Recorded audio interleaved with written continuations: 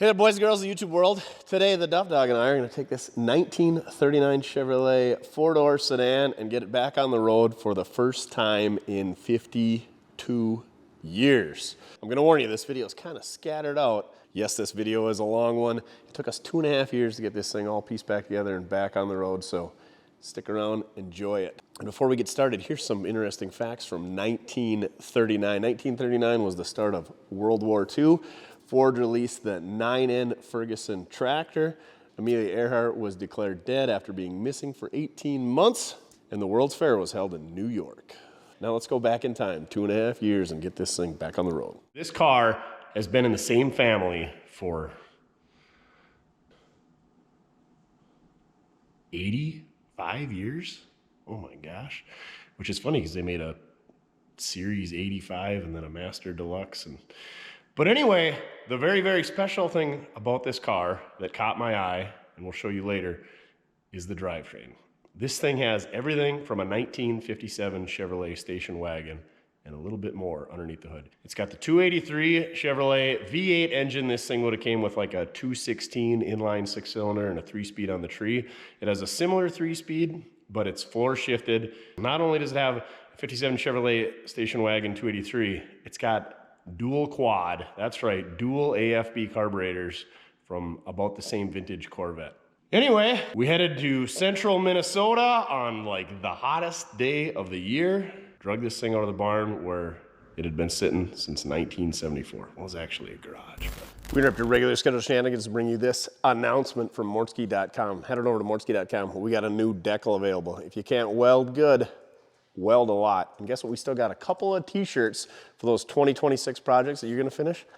Like this guy right here. Head on over to mortske.com. $13.99, limited supply. There's only a handful left. You guys cleaned us out pretty good. So head on over to mortske.com. Check out the new decal. If you can't weld good, weld a lot. This is probably one of my favorites.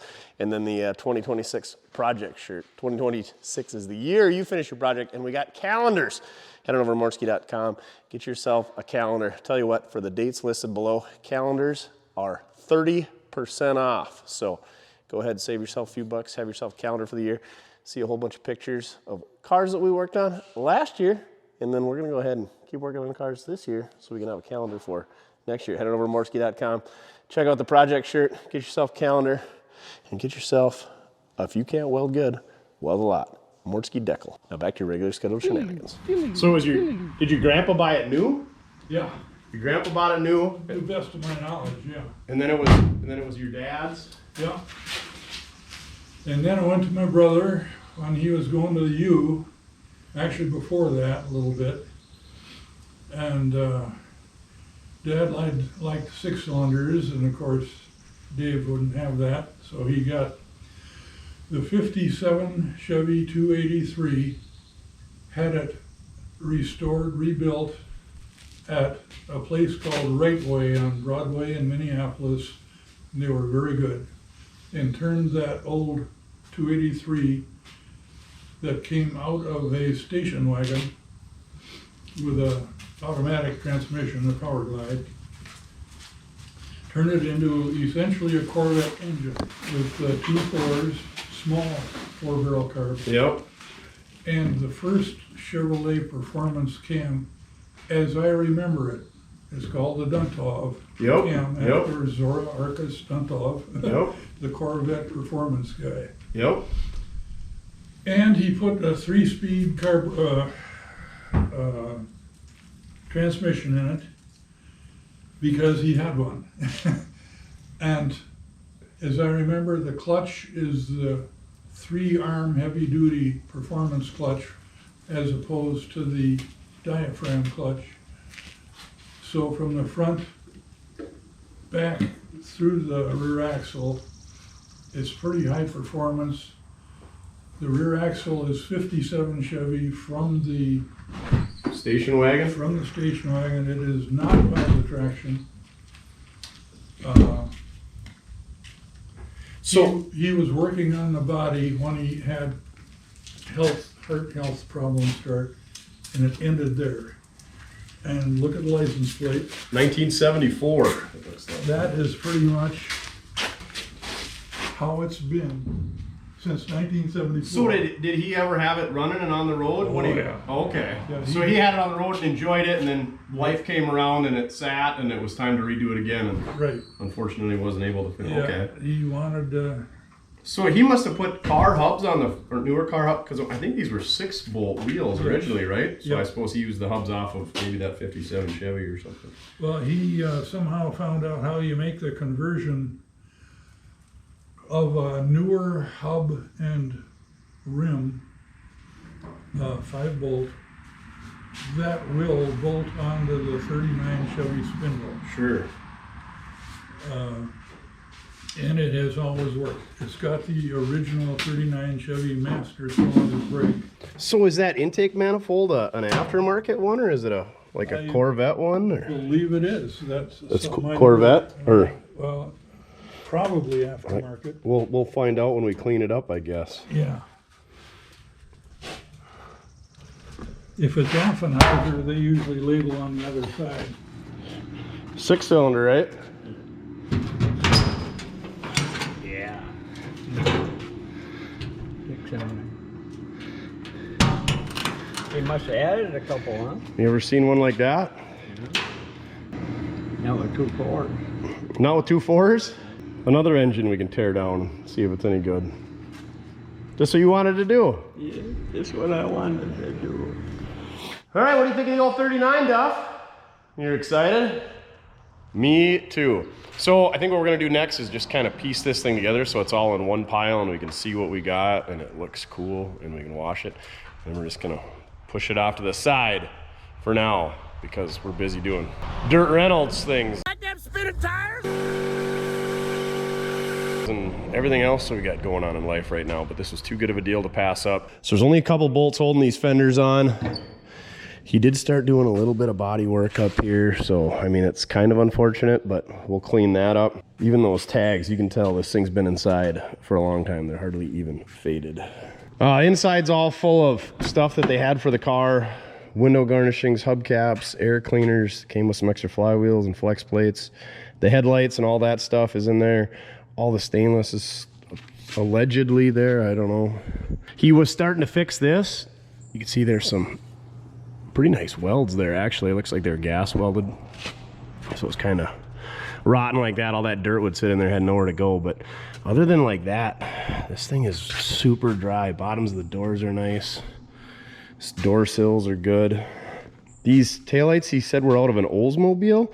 The lens, or he thought it was an old Oldsmobile. These are plastic. 39 Chevys are pretty flat. Actually, 39 Chevy's a great looking taillight. But you think these Oldsmobile ones are in there. I guess the original one of them is still in the car. You know, it's got some paint coming off down here, but super solid. I'm sure that's old lacquer paint.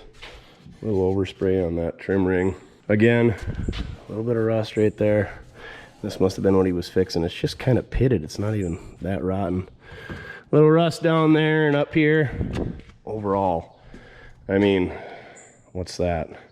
84-year-old car? Dang, that's pretty respectable. Got the running boards, the running board covers. We got an extra bumper. Here's the rear fenders. You can see where they met the running boards. They'd been fixed before it was even painted. Pretty common. Twice pipes coming out the back, but oh, there's the rear seat. That's been kind of recovered. This was the giveaway when I saw this car. I saw these gauges. I knew those were aftermarket. And then I saw that floor shifter and I knew these were column shifted cars, which that is the column shift lever that's been adapted to a floor shift. He thinks it's a Corvette shifter. And this guy knew his numbers pretty well. So there was no pictures of the engine. I saw this and I saw that and I said, I need to go after this car. And then when they sent me pictures of the engine, it was a done deal. Look at these. Oh, I thought they were tinted windows. It's just blue overspray. So they must have, oh, it's on a couple of windows. Huh. So I'm guessing they sprayed it and then it didn't get driven again. Maybe, I don't know. I don't know what was going on here. So we'll have to clean that off. That shouldn't be too bad. A little bit of rot in the sill up there. But the bottoms of these doors is always gone on these cars. And then, you know, that's the original, was it mohair interior? She's good. No way. Look at that headliner. Yeah, there's a mouse hole over there, but it's all there. Oh, cripes. This is way too good for us. All right. We're going to put it in one pile so that it looks cool. Maybe sneak some different wheels and tires on it. It's got a 57 Chevy car rear end. Station wagon is what that engine came out of, so it's probably out of the same car. 55 Chevy 3-speed transmission. And then the front end, I don't know how they did the hubs, but these cars should be 6-wheel or 6-lug hubs. And so I don't know if they adapted like 49 to 54 car hubs. That was pretty common to do on the pickups, or if they re-drilled them, what they did. But it's been adapted to 5 on 4 3/4 all the way around. So that's pretty neat. That's pretty neat. All right, let's piece her together. Many months later. Let's rip into this thing and see if we can't get this 283 to breathe fire once again. So again, this is 39 Chevy. The 37 to 39s are all very similar-ish. 40, they kind of change it up. 36 is all different, right, Duff? Yeah. So 39s are my favorite, and I absolutely love 39 sedans, and 4-door sedans are probably my favorite. I like them more than 2-door sedans, and I like them more than coupes. 39 Ford, give me a coupe. 39 Chevy, give me a 4-door sedan. They got this long swooping, great, gorgeous grill. 38's kind of, instead of this single dip back here, they got kind of a double dip that's shorter. And then 37's got kind of a single dip. They've got a gull-wing hood that folds in the middle. In 40, they went to a hood that tipped up on hinges. And then in 41, they went to headlights actually in the fenders. I think the headlights are somewhere in this car. You wanted this thing so bad that you brought your doggy bed over next to it? You're a silly pup. So that's how you latch it. Vertical is unlatched. Tip it up. And that rod should sit in that hole to hold it up. I think we're gonna end up taking the hood off, but we'll see if we can't prop it up for the time being. That is a 1957 283. Looks like it's still got the generator on it. They relocated it on the ram horn manifolds to get some clearance. 2-4. We have clearance, Clarence. Roger, Roger. What's our vector, Victor? Because there's not a lot of room underneath these engine bays. Like I said, this was originally, they only offered 6 cylinders until 1955 in Chevrolet cars. Flexi hose up top, so if it's locked up, it's because of that thing. There's our aluminum Corvette dual quad intake. I do believe you could get that on the regular cars as a special order as well. We won't be checking the oil because the dipstick's right there. Looks like there's some custom linkage going on, clearly because it was a 6-cylinder car. This also would have been a 6-volt car, so I presume it was converted to 12-volt. We'll have to check the coil, or maybe the headlight bulbs, and see. But a 57 Chevy car generator should be 12-volt. We might be able to look at that. There's a tag right there. Sure enough, 12 volts. The proof is in the pudding. Made in USA, and not that pudding, even though I do believe he was made in the USA. It's got twin Carters on it. I think they're AFB or WCFBs or some type of Bs. Should we see if she'll turn over, Duff, or should we just pull the plugs out, put some Croyle in there? Croyle? Yeah, we want this one to run. I guess he took this engine out of the car and he had it gone through by a shop somewhere in the cities. Some red heater hoses held up by some belting. Let's see what we got to do to get some spark plugs out. Looks like we're missing coil wire and some plug wires and a few other things, but first things first, let's see if we can get her turning over. Let's make sure. There's number 1 with the tape on it. Remember that. That exhaust, oh, I should probably show you this. It is tight. Yes, you are tight like a tiger. Against the steering. Here's our steering shaft coming down, column tube. I mean, there's 3/4 of an inch of clearance right there, but it is tight against the exhaust pipe. And they even got a little bit creative bending it around right there. Wow. The things they had to go through, it's got the old canister style oil filter yet. Champions, of course. Champions or Delco are the only hot rod plugs to go with in your 1939 Chevrolet 283. These plugs look really good. That's what I like to see. Good old J12Ys. It's the beauty of these old cars without power steering and air conditioning and power brakes, cruise control, all that stuff. There's just that much less stuff you gotta fight with underneath the hood. Yeah, these plugs look like they hardly got any miles on them, but they have been run. All right, let's go to the passenger side. These gull-wing hoods are cool, but it's so dark underneath there because all the light from the ceiling hits them hoods, so good thing we got the Cyclops. Red valve covers, blue cylinder heads, silver intake manifold. All right, let's do this. We got a flexi hose on the bottom. Oh no! They made that setup. It's pretty ugly, but looks like it was doing the job. Clear fuel lines though. Got a little T up there to go tie in the front plug from the rear plug. Looks like they got our chokes deleted. These would have been your automatic choke setups. It looks like they're all gutted. And they do have a cable choke over here just for one carburetor though, the back one. No chokey choke. What is that? Oh, battery cables. Probably gonna need those. Looks like that heater was added with a dull chisel, which was common of the times. No vacuum advance hooked up. Maybe that's what they did on these multi-carb engines. That spark plug got a little bit of rust on it in the old number 8 cylinder. That's the first one we've seen. This thing was stored in a garage for many years, obviously. And it was not climate controlled, it didn't look like, based on what I saw. So, there could have been some humidity from the temperature changes and whatnot that we get in the Midwest. That plug looks great. Got a good feeling about this. Not only is it a small block Chevy, it's been inside and the plugs look good, so we got parts for these things to get them running.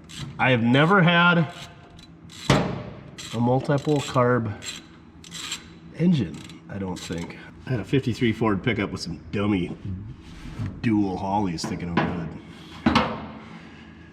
And I got a blown up supercharged small block Chevy with 2 Hollies on it.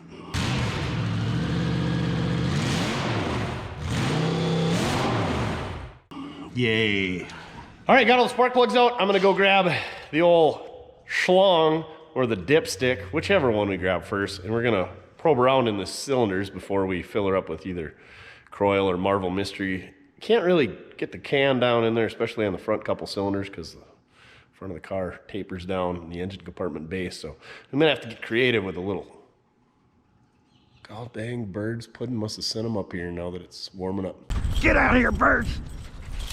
We might have to get creative with some vacuum tubing and a funnel or something and prod around in there to get the oil into the cylinders, because that is the key to making an engine run, oil in the cylinders. But let's get a camera, see what we can find in there first. And hopefully we don't find anything suspect, right, Duff? Valves all in the locations they should be in, tops of the pistons not missing, no holes in them, no rust, no mouse house, corrosion, detonation, anything else? Maybe find some peanut butter M&Ms in there? Ooh, that would be a tasty find, eh? I think it's some bad news, kids. A lot of the cylinders got rusts and debris and other things in there. So let me show you, and it's not just one. This whole bank is pretty bad. That bank looks good, so I don't know if the mice came up this tailpipe or what, but they all got a little bit of corrosion, a little bit of rust in the cylinder walls, but there's just some crap in these cylinders, and not like water, like rust, like a pile of rust, and I don't know where it came from. I looked, the valves are there, so we're gonna be ripping this thing apart. We're gonna save the Croyle and the Marvel, because that stuff's not gonna dissolve the rust. We're gonna rip into it. Let me show you though. We're gonna go in cylinder number 8 here. This wasn't even the worst spark plug. This is the worst cylinder. Where's the hole at?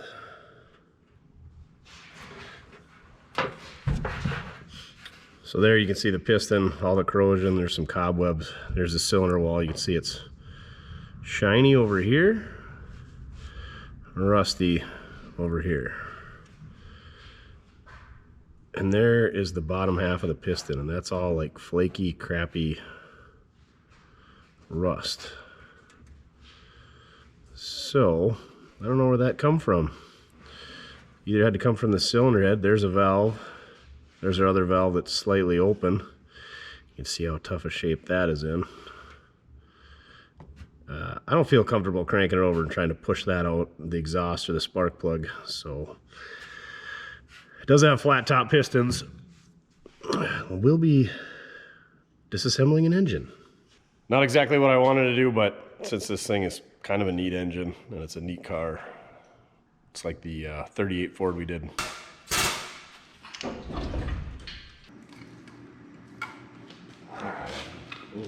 There's your push rod. shnikes. We're just gonna tear this thing down, see what we get ourselves into. Worst case scenario, we'll just drop a different small block in it for the time being. Maybe just a stock 350. Otherwise, we never did get the rowdy 283 dialed in. We got that rowdy sprint car engine, but anyway, we got to pull the cylinder heads and all that. So I don't know if we do it in place or if we pull the engine out. I'm not really sure. There's not a lot of room to work. Obviously, we can get the hood off, but I think the best thing to do would be to pull it out.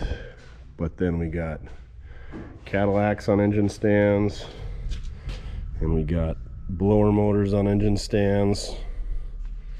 We got engine carts. There's that race car engine that had the Hillborn stacks. 350 Chevy with a Hillborn on it. Double hump heads, Corvette valve covers that are busted up. Dagnabbit. Well, I got a decision to make. I think the right thing to do is going to be to pull it out.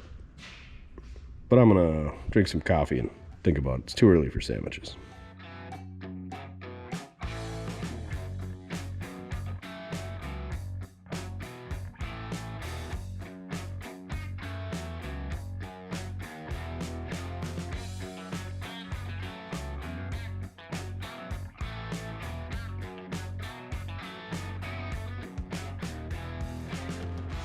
Look at these hot rod Chevrolets with their kingpin front suspension design.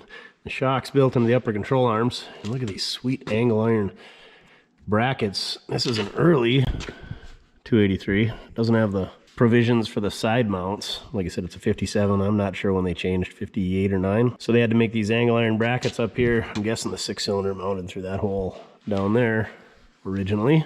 Whole pile of Hoover Schneef inside the thermostat housing. There was some coolant in it. Not much, but there was. I think we're about ready to hook up a cherry picker. I don't know what we're going to do up top. Probably pull them carburetors off. They're going to have to come off anyway. Maybe they had 2 chokes hooked up. That would have been pretty fancy. But we got to unhook throttle linkage, just bell housing bolts.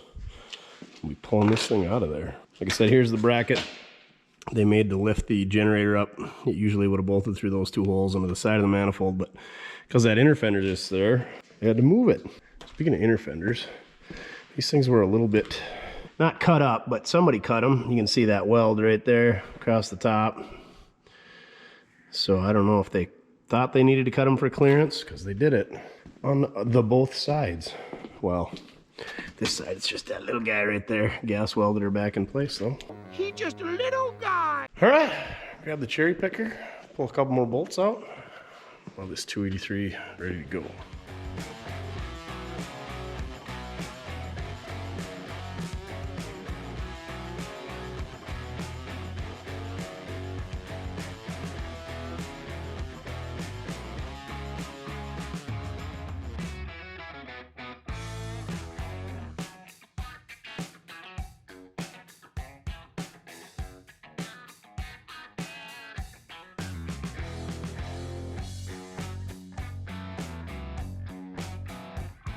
All right, got her spun around the backside.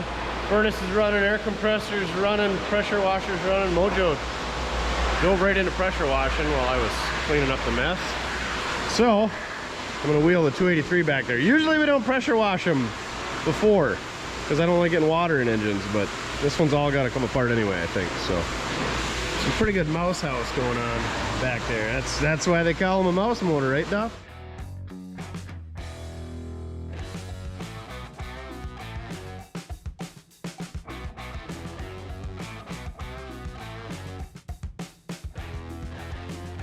Can you see through that lens? Yeah, I can't see through these ones either. Oh, would you look at that? It's blue. A real nice dark blue. Speaking of blue, heads are blue, everything else. Oil pumps been replaced, no paint, but red block, red timing cover, red pulley, red oil pan, red valve covers. The front pulley isn't bolted on. It's riveted onto the harmonic balancer. I've never seen that. And like I said, they don't have the provisions here for the side mounts. You can see better when it's not all covered in grease. All right, I'm gonna go get cleaned up. All right, 283's dried off. Let's rip into this thing. See how deep we gotta get. Hopefully not balls deep. Let's just check it out, see what happens. Road draft tube, I might as well take it off. I got a handy dandy little cart over here to throw all our parts on so they're nice and organized and in one spot. Little sludgy. If you don't know what a road draft tube, it's basically all the crankcase ventilation, pre-PCV, positive crankcase ventilation, where Greta wants you to reburn it through the carburetor. They just dumped it to the atmosphere. And that's one case where I actually agree to reburning it in the engine because these things are gross. Where do we start? This is gonna have to come off to get that valve cover off, so we might as well take that off.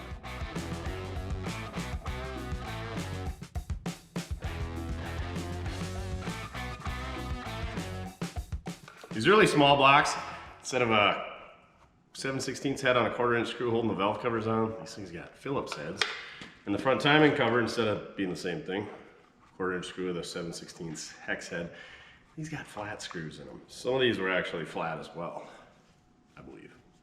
But either way, vast improvement when they went to the hex head. Made them much easier, much less prone to stripping out.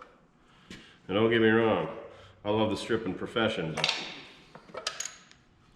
Ooh. Doesn't look too sludgy in there. Looks pretty good. Looks like we got casting number 3731554. So I would call that a 554 head. Forehead. He's got so much forehead, we could call it 5 head. Nothing crazy in there. So we could play whack-a-mole on some valves, but I see no reason to at this point. Just for S's and G's, I'm gonna pull this manifold off too. But since I got the Phillips screwdriver out, I'm gonna pull this valve cover off too. There's a lot of overspray underneath the valve cover, like they painted the tops of the heads blue. I don't know. Never painted the inside of an engine on accident or on purpose. Ooh, I just noticed they got mismatched gaskets up here. Doesn't seem like it matters, but they're definitely not twinsies.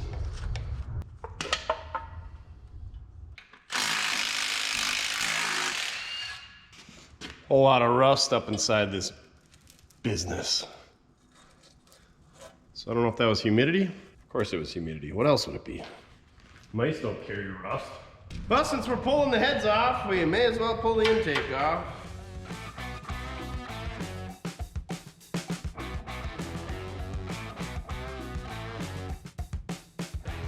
Before we pop this intake off, I think, just going off memory, I don't know everything. I think it's a 58 to 61 Corvette intake. Checking the magnetism with our screwed by Mortske repair screwdriver. Get yours at mortske.com. It's definitely aluminum. It's got the Gwinner's mark. And it is part number 3739653.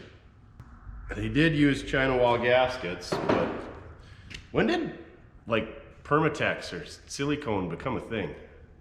Because I imagine at one point it was invented. At some point, people had to build engines without silicone. Can you imagine Dan at Dee Dee Schmoo Shop, you know, 70 years ago, not knowing how to build an engine because he didn't have access to all the schmooze? What in the heck? This is junk. Oh, that thing will clean up real good in our hot seat tank. Looks pretty good in there. These engines were, I don't know, sludgier back in the day. I think it was because the oils they ran, but this one looks pretty good. Those intake gaskets look pretty terrible. But yeah, not a bunch of rust or buildup or mouse house in any of the valve train. Isn't a ton of sludge. So from that perspective, looks good. These are hydraulic lifters. A little bit of fur going on the push rods, but other than that, not so bad. Let's get some heads off. Whew, water pump turns. Saved it. What does it say on there? 58C. Probably 58 Chev, I'm guessing somebody marked it.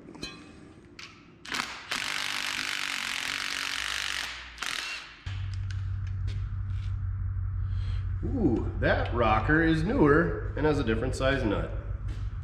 Somebody's been here.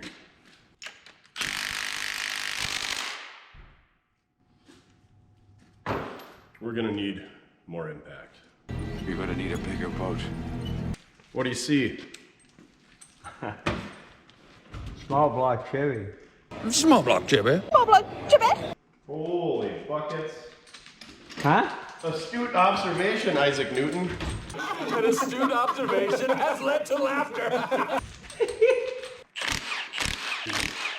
Anything else you want to know? Thanks for sharing your wisdom with us.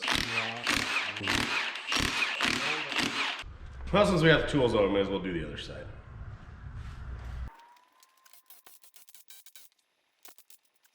I suppose we just as well sneak all the push rods out there while we're at it. Tech tip of the day, throw these inside the valve covers. Great place to store them. Just don't tip them over and spill them all over. And unless you got something weird, maybe big block Chevys got shorter ones on the intakes versus the exhaust. I think they do. I haven't ripped apart many big blocks. So I have. I've never put one back together though.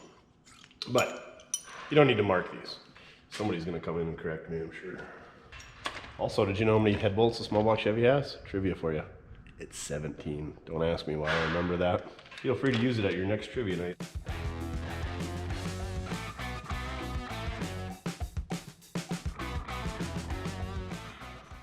Not too terrible. Passenger side, I think this was the bad side. There is a fair amount of rust in there, however. Oh. Oh yeah, this is the bad side. You gonna show them what we got here, Duff? No?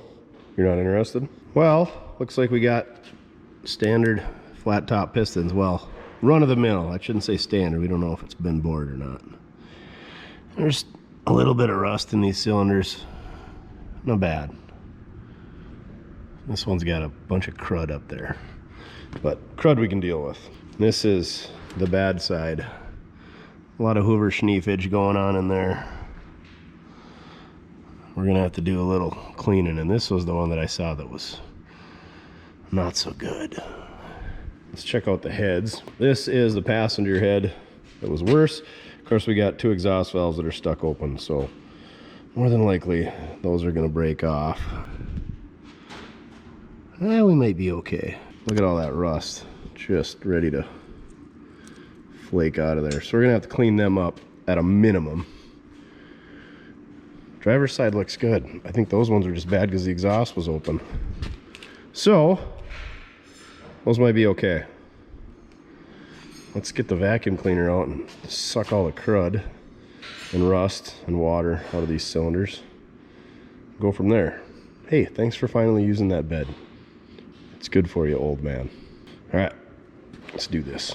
This next job really sucks.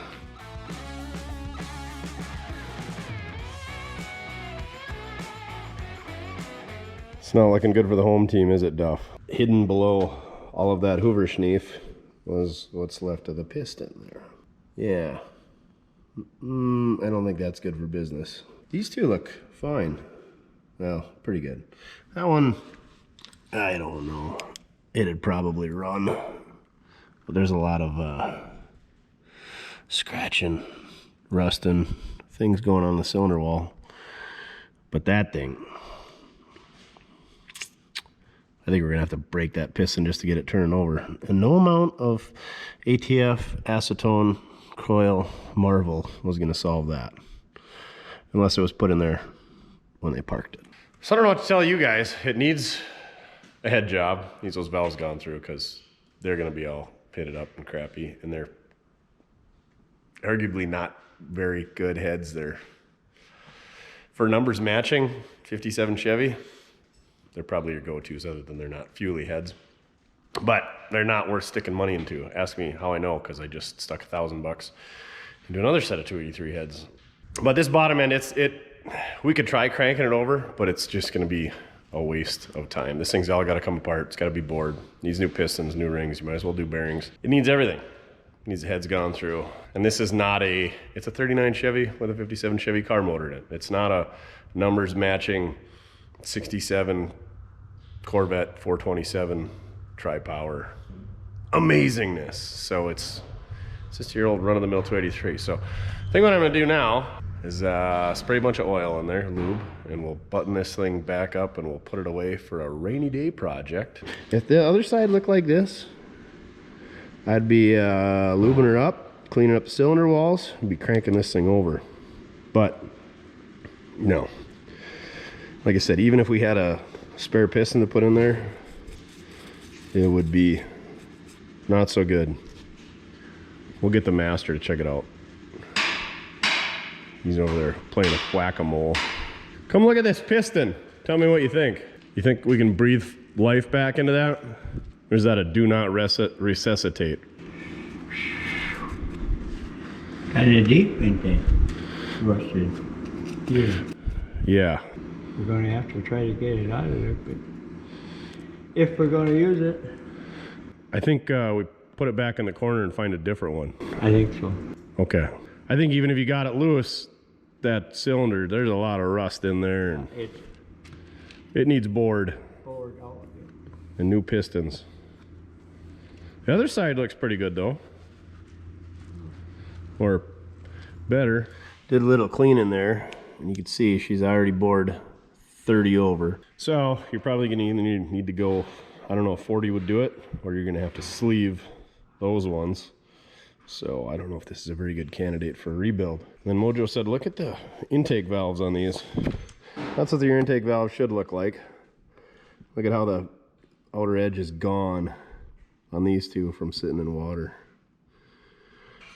That thing almost blends into the head, it's so rusty. So we're probably gonna need valve seats and guides and everything. Like I said, you can buy Chinese aftermarket aluminum heads that are way better flowing, way bigger valves, aluminum, lighter weight, dissipate heat better, all the things with that for less than it's going to cost to go through these. So we're just going to mark this one up as a loss. Been a lot of losses lately, eh, Duff? All right, it's the game we play. Let's coil this thing down and set her back together. So if you need a 57 283 core, and you're going to travel to pick it up because we ain't going to ship it, hit us up, mortskerepair@gmail.com. It's for sale, not on sale. Just for S's and G's, and so that more crap doesn't get let into those cylinders. Let's play a little valve whack-a-mole, my favorite. I'm going to say, I bet they both go down. We'll find out. We got to use the pointy end. That took a lot of beating. Is this one going to do it too? I better set the camera down, or I'll surely hit it off center and snap it off.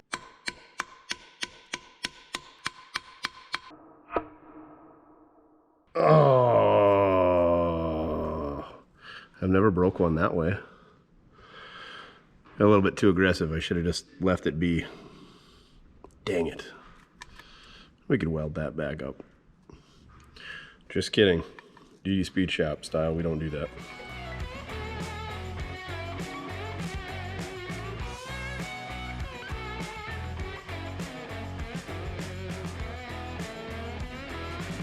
What do you suppose is in this thing for oil, Duff? Yeah, dead dinosaurs for sure. Ew. Very sludgy. I would imagine some of that water was self-induced from our washing, but the chunks definitely weren't. Somebody had mentioned taking a milk crate, cutting a slot in it, sitting over the center of your stand for draining oil like this. Well, that's all great and good, but these freaking milk crates are worth real money now. You know, they used to be throwaway items, but and then once you cut them, they're no good for storing things or carrying things in them. So I took two of them, set one on each side. Brilliant. Brilliant! I'd imagine you could make something out of plywood or steel or whatever, but tech tip of the day, use egg crates to drain your oil. Nothing too surprising in there, at least, huh, Duff? If nothing else, I get the oil out of here so if it tips over, we don't spill the oil everywhere. And plus, we gotta have oil for heat because you can hear the wind just a howling out there today. We're gonna need some heat to keep warm in here, ain't we? Yeah, Duff likes a warm shop. But he likes cold concrete. Doesn't like laying on his nice bed. Silly boy. All right, look what I found in my storage shed. We got ourselves a 1955? 55 265. I got it from Chris at Chris Craft just about 10 years ago. I grabbed the pulley, turns over. These guys, I don't know, they put a stroker in or an LS or something, and he goes, hey, you want an old 265? Case of beer, $100 or whatever it was. I was like, sweet. I like junk. So, and it was supposedly a good runner. So here we are. I threw the cast iron Power Glide away. That was on it. 2-barrel. It's got the front engine mounts, or should have had them. Looks like they stole them to put that other motor in, but we got ours. Anyway, it's a good spot for it because it can only go in a front mount application. It's a 265, so it's kind of disappointing. But anyway, got the rollback because I didn't want to bring the skid steer here. So let's see if we can't get her winched on without dying and losing anything. Here goes nothing.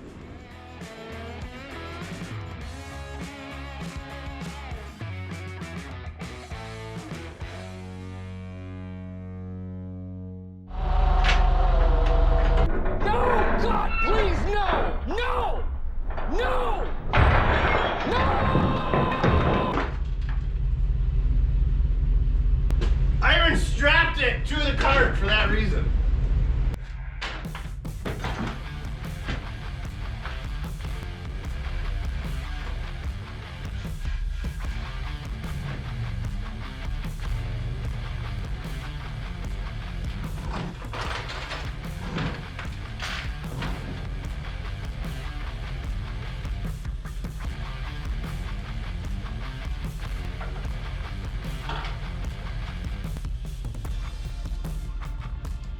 All right, we got her loaded up, strapped down. Hopefully those straps hold better than they did to the cart. We got ourselves a cart to use for other junk. I think that cart has a handle somewhere. I should see if I can find that. Anywho, we're gonna get strapped down and head back to the ranch. It's a gorgeous day to do some pressure washing, ain't it, Duff? 30 degrees and windy. Let's get the old 265 cleaned up. It done soiled itself over the years, but it looks good under there. It's got the China wall gaskets in it, so somebody's been in there. Maybe she's all hopped up, Duff, huh? This is the later 265 that has a spin-on oil or a canister type oil filter. The early 265s, the early ones, didn't even have an oil filter. The more you know. Slide our dipstick in, Jimmy.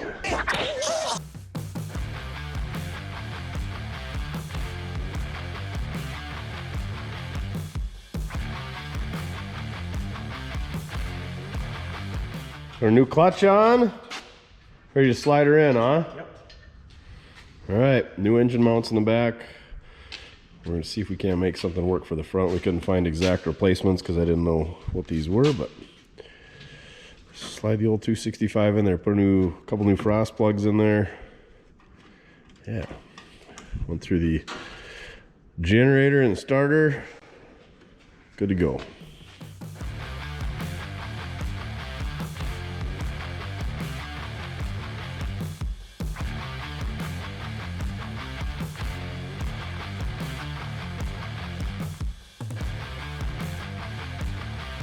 All right, we got our level, sitting level, and that mount's dropped all the way down to that.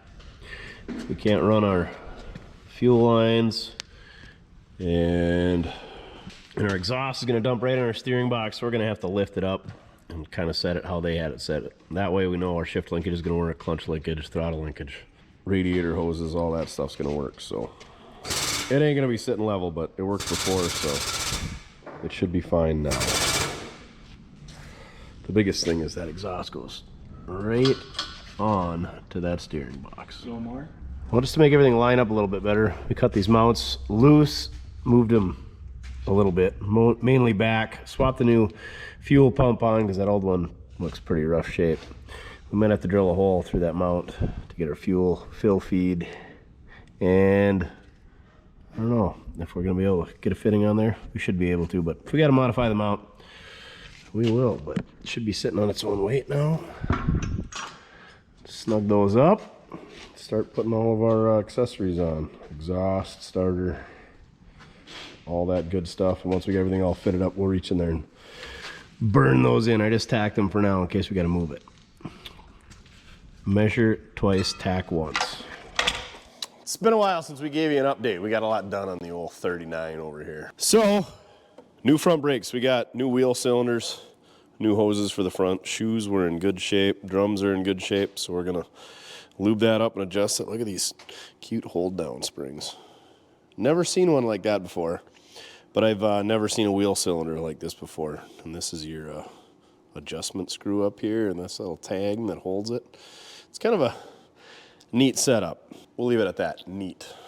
What's not neat is these dang wheel bearings on Duff. They're in good shape, but they're the old style ball bearings, so I'm not excited about that, but they should clean up and we'll grease them. They'll be just fine. Tapered roller bearings are the way to go, Duff says. We had a little fuel pump debacle. The outlet was kind of running into our engine mount here, so I got one off the 4.3, the 86C10 that we small block swapped, and it points straight out the bottom, so we bent up steel lines, so we resolved that so we don't have to run an electric pump, because I hate the electric fuel pumps almost as much as electric fans. But the brake drums, we might run them on the brake lathe. I don't think we'll need to. They're in pretty good shape.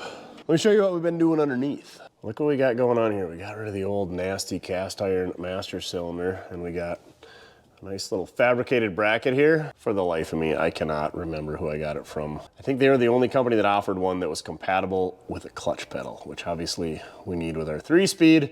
There's a couple companies that make them for an automatic transmission, but these were the only guys. We had to remount one hole a little bit, but other than that, it seems to be going pretty good. We still got to run brake lines yet as well. But yeah, it's a dual reservoir, and there was a brake pressure switch on the back of that master cylinder. This one doesn't have a provision for that. And also, I don't like pressure brake switches. I like lever style. So we'll try to make a lever style one to put on here. No guarantees, but if we got to, we'll put a T in it and put a hydraulic style switch in there. So stay tuned for how that goes. And back here, we still got to put the fittings in there yet, but we got a brand new Tanks Incorporated fuel tank. Pretty sweet setup. I ordered it with the sending unit, compatible with the Stewart Warner gauges. Came with a filler neck, which you can't really see. It's up there. Mojo made a custom fuel cap for it. Cleaned up and repainted the gas tank straps. Yeah, that's right. They look like they're new. They're not. Next, we got to do some rear brakes and plumb the brake lines, like I said, and cut up that floor. And also, we got some exhaust. Good thing we got a tubing bender. Look at all them splices. This is why I don't like exhaust jobs that most people do. This is 100 years ago, so this is actually acceptable, and it's kind of held up, but 1, 2, 3, 4, 5, 6, 7, 8 splices right there. 9! And then there's another one there, another one there, another one there. Yeah. But this side actually, it's got a splice there. It's really common for people to splice them over the rear end because they can't figure out these bends. And a splice there. So that one's pretty good. One up the front. But anyway, we got a pattern to go with, and the hangers were all shot. So, and then we didn't have any pipes up front. Those must have rotted off or I threw them away. Anyway, throw some new pipes on it. Oh, that thing was straight piped? No, there's remnants of a muffler on that pipe. Let's get after the excitement of running new brake lines. Let me show you what we got going on here. So instead of 3/16 line, they use quarter on here, which I think is fine. So we're gonna leave the 1/4 line going to the left brake and to the right brake. We're gonna tie into this T. We're gonna use 3/16 line, but we're gonna use the correct fitting so we don't need an adapter. And we're gonna run 3/16 from that T to this front reservoir on our master cylinder. That's the larger reservoir. And then we're gonna go from the smaller reservoir to the back. Go over to here to our new brake hose and our T. And then we're gonna make a new line in 3/16 from that T to the right wheel cylinder and one to our left wheel cylinder. Let's get after it.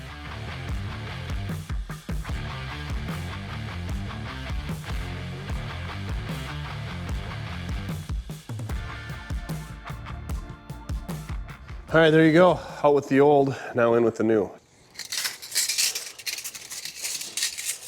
The brake line straightener tool, link in the video description. Master Cool hydraulic brake line flaring tool, link in the video description. These things are spendy, but worth it. There is a Chinese knockoff, haven't tried one. Probably works almost as good, and it's about half the price. I'll put the link for both in the video description.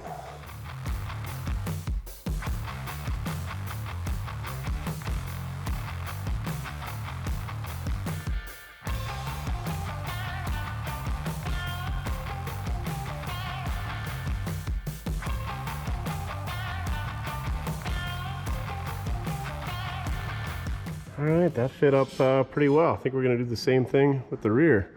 We'll use this section as a pattern, and then that section should be good to go.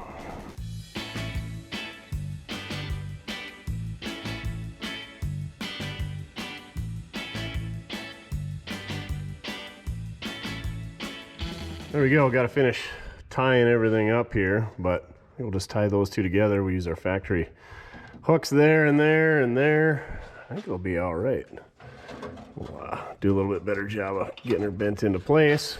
But now we just got to make our lines from our wheel cylinder to our T on each side of the rear end. And then we should be ready for some fluid and bleeding. Speaking of bleeding, I haven't busted my knuckles on this job yet.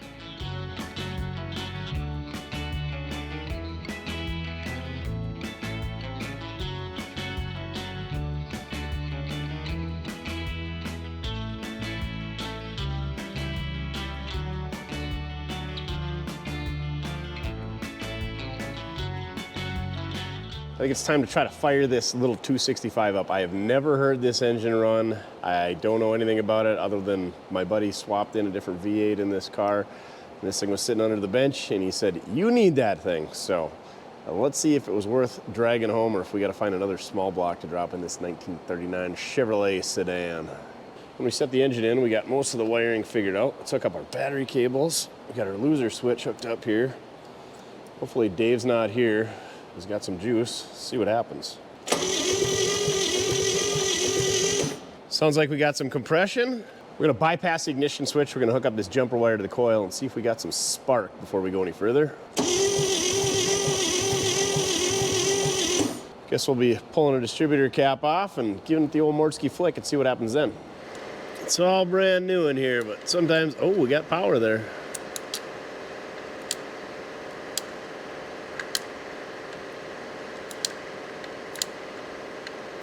Sometimes it just needs a little Mortske love. Now, let's see if we got spark. Oh, yeah. The Mortske flick. 60% of the time, it works every time. That doesn't make sense. Now, I'm gonna hook our boat tank up to our fuel pump and prime that up and see if she'll run. Few moments later. All right, we got our fuel system by Bob hooked up. Let's get this sucker primed up. We need a squeeze ball that's shaped like a rubber chicken. It makes that noise every time you squeeze it. Oh, yeah, we got a fuel leak. I guess we're gonna need a chunk of hose from there to there. Well, we got fuel anyway. Also looks like we're gonna have a vacuum leak, so we should probably get, it should be a tube line that goes from there and that kind of loops around, and then you just put a little rubber connector between the vacuum advance and said tube line. So let's get that done as well. Also, what's that for? PCV / power brakes. I think we're just gonna plug that. Looks like we better tighten that line up as well. I found that factory vacuum tube line, but if you're real purist, you'll know that there's a clamp that goes on that bolt that holds that line in place. I don't have that. We're gonna lose some points when we take her down to Barrett Johnson. Or do they not give points there? That's probably Pebble Beach or whatever I'm getting it mixed up with. I need a silly name for Pebble Beach. Anyway, I'm gonna lift this thing up on our wildfire lift, tighten that fuel line from the bottom, standing up instead of laying on my back. Oh, I can hear it squirting in the carburetor. Now we just gotta get to our flow level. There we go, the carb is full. We cranked it over. It didn't roll or drive away, so it shouldn't be in gear. Just kidding, it's in gear. I'm gonna double check though. Coil's hooked up, here we go.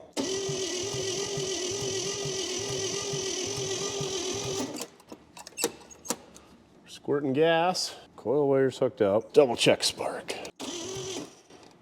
All the spark.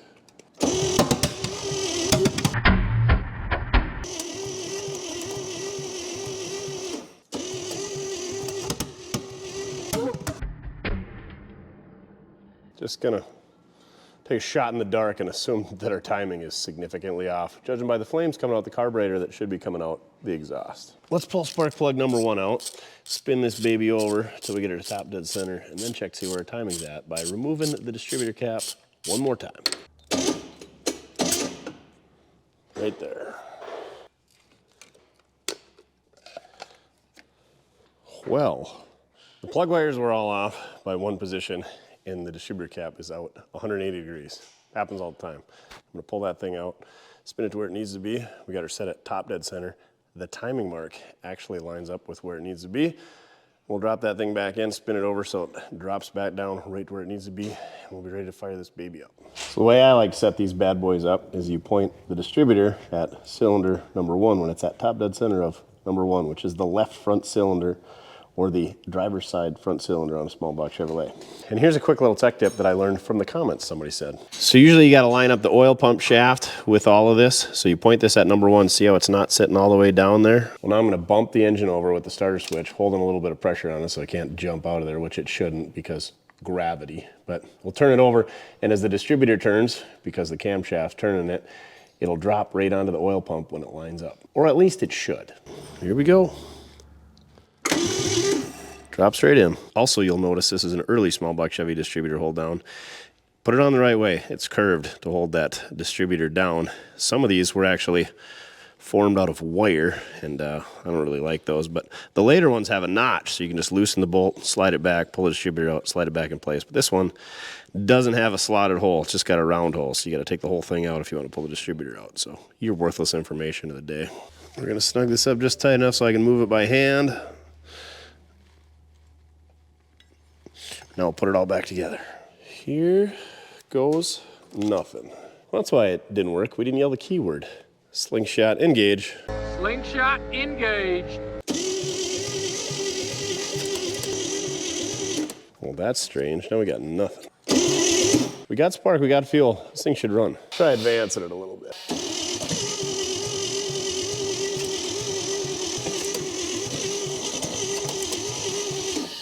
A little bit more.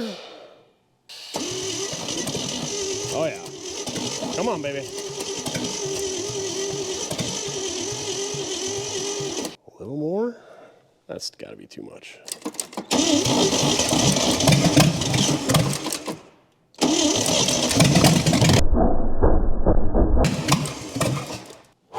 Oh, dog food.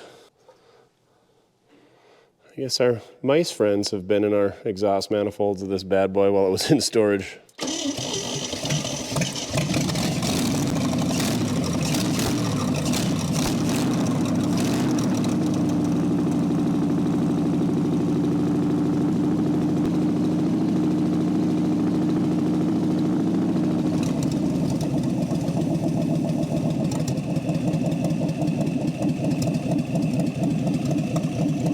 Like a dang old Swiss watch.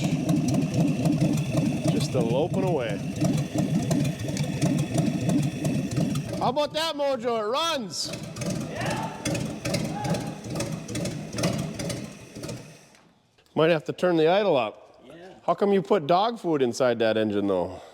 I had nothing to do with that, huh? How'd that come? The mice must have moved into our exhaust manifolds. Now we get to put it all back together, huh?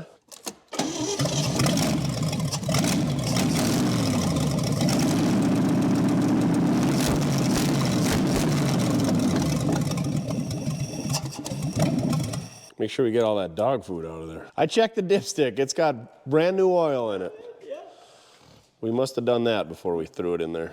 Well, that right there's a pretty momentous occasion, hearing an engine fire up for the first time in a project. Always sandwich-worthy occasion, but it's 10 o'clock in the morning, so we're gonna hold off a little bit. Let's clean up this dog food mess and figure out what we're gonna tackle next after I unhook the coil wire so I don't blow up the coil. Believe it or not, it's like 6 months later, and we tried bending up some pipe on that exhaust, and the bender doesn't bend tight enough bends, and they're not nice mandrel bends. So I bought a kit immediately the next week, and then 5 months and 3 weeks later, it's the first of the year. So new year, new me, I'm gonna finish this thing. This thing's been in the shop for 2.5 years at least. So it's time to get this 39 Chevy running. Let me show you what we got. I got this 2-inch mandrel bend kit off of, I believe, Amazon. It's pretty cheap. And I think the only thing we're gonna have to do is sneak it around the steering box on the driver's side. And once we get past that, we should just be able to do everything with our bend pack bender, and the passenger side, same deal. But let's get this exhaust done. And hopefully it looks better than that stuff. Why did I go with 2-inch instead of 1 3/4? Maybe they didn't offer 1 3/4, but it would have been nice to go with 1 3/4 because then it's smaller. So we need that 1/8 inch all the way around. Anyway, I have this flange. It's right here, and it's stuck on the manifold. And once I get it off of there, I'm going to show you, and then we're going to start mating up to that. There we go. This guy right here, that's 2 inch. Must be, probably. Oh man, that's even 2 1/4, but we can flare that out, make it work. Let's get started. This flange, well, you can go either way, but obviously this is a 2-bolt flange. There's a lot of 3-bolt flanges available. Never seen a 4-bolt or a 1-bolt flange. So the exhaust manifold dictates what flange we got to use, and the flange on that exhaust manifold is obviously a 2-bolt, and it's set up for a gasket. So I need to find a gasket for this, but what I'm getting at is we don't need to flare it for a donut. We just put our pipe in there, weld it, and this bevel on the backside, put a gasket in there, and that's what's going to prevent any exhaust leaks. Look at this. It's been 6 months. This LED light has been on in this loser switch, which I've been looking for. I don't know if our battery is, maybe this, who knows, but the battery's been holding a charge for a long time. Let's go ahead and unhook. What's even getting all corroded? It's been so long. Oh, I forgot about all the dog food that blew out of this thing when we fired it up from silly little rodents. I have no idea what I'm doing when it comes to exhaust, and I really have no idea when it comes up to these mandrel vents, so we're just gonna wing it. So I'm thinking what we wanna do is come down and over and get her tight to the block and then just sneak around the steering box there. But the question is, which pipe do we use for that? Looks like we got a couple of 90s, a couple of 180s, a couple of 45s, and some straights, which we have plenty of those in our collection. Oh, also, these aren't drawn over mandrel. They got kinks in them. What's this 45 look like? Looks like it's too long. Man, if we can get that cut up high enough, can we sneak it right by the steering box and shoot right back? That would be glorious. I do know you gotta be careful, because if you cut them too short, they're real hard to extend. So measure twice, cut once, like they say. What about a 90? Can we just nip a 90 off? Ooh. I bet we can. Let's do that. Cut that off about as short as we can get. Or do we want to do the 45? So many options, and they're all wrong, probably. Why's it gotta be so hard? All right. We're going with the 45 because it's not so much of a bend. We don't want to choke down the horsepowers of our, what is this thing? I don't even remember. Is this the 265? I think it's the 265. Yeah, front mounts only, 265. All right, I think I got this 45 about where I want it, so let's put a tack on there. Now I shorten up a 90. Hopefully that'll clear the oil pan. If not, we got some tack welds to let loose. Oh yeah. Perfect. Let's raise the wildfire lift up in the air. Get everything laid out how we want there before we lay any more tacks. All right, we're getting closer. We got her snuck around the steering box and out on the driver's side, so we're just gonna take a big chunk of pipe, bend it to mate up to that, and run her out the back, and that'll be done. And then I took and bent this one up, snuck around the starter, around this crossmember, and we're ready to go on the passenger side as well. And luckily, we saved the tailpipes, and they fit pretty well. I just fit them up again, and they will make a good pattern. Unfortunately, I thought I had more 2-inch pipe, so yeah. And this stuff is way thinner than this stuff. Yeah. So, that's not exciting, but oh well. We're gonna make it work. So I'm gonna get the bender out, use that as a pattern, make a couple tailpipes, and hopefully between the one not 7.5 foot section and the little pieces we got, short ones, a couple of those, maybe we can make enough to make her work. Are you exhausted yet? We're making progress though, right, Duff? We're gonna be cackling tonight at some point. Here's a little update here. We got tailpipes. Everything's all connected on the driver's side. And I took the pipe down over here, the head pipe, whatever, the down pipe, and we're welding her all up. And remember how it's New Year's, it's first of the year, a holiday. It's also after 5. Yeah, we ran out of wire. So I got some 23, but I don't want to put that in there. So I guess we're gonna see how I can do with the old 220 miller, welding this sucker up. I had just this to finish. And then we got to weld a couple of Texas hangers on there. Is that what they call those? Duff? Texas hangers? We got to weld a couple of those and a bracket. So we don't have much welding to do. We were close. Almost made it. TIG weld it? Did you say TIG weld it? Not a chance. No. Not worthy of it. Well, we got our exhaust complete. We got to hear it, right? Let's get this thing fired up and see what some straight pipes sound like on the old 265. What are the odds this battery has any life left in it? How was this thing lit up before? No, it's not. The battery's got enough power to light up the light, but not enough power to crank. Big Pecker Farms is our battery sponsor for this project. You too can be a battery sponsor at mortske.com. Keep your names PG if you would, please. See if she cranks now. Well, it's not gonna because I don't have that hooked up on the other end. There we go. Well, let's hook up our coil wire. Give her a shot of hot sauce. Let's let this 265 roar to life. Here goes nothing.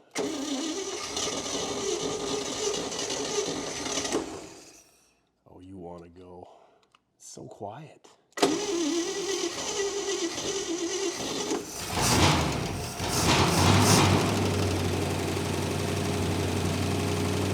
It's pretty crazy that that is straight pipes on a 265. 2-inch. The smaller the pipe, the louder they are, in my opinion. So if you got 3-inch straight pipes, they're not very loud. But you got 1 3/4 on a flathead, they're kind of loud. It's pretty good. Pretty good, huh, Duff? You approve?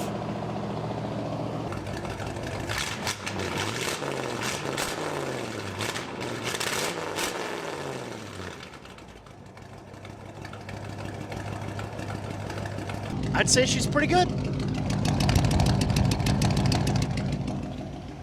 You smoked her up, Duff. Hey, let's unhook the battery this time in case it sits for another 6 months. It won't. Let's go ahead and see if we can't get a front clip on this thing. I think that's what we got to do next. Seems like the logical thing to do anyway. Duff's getting ready to grab some fenders over here. We've been tripping over the fenders and hood for I don't know how long.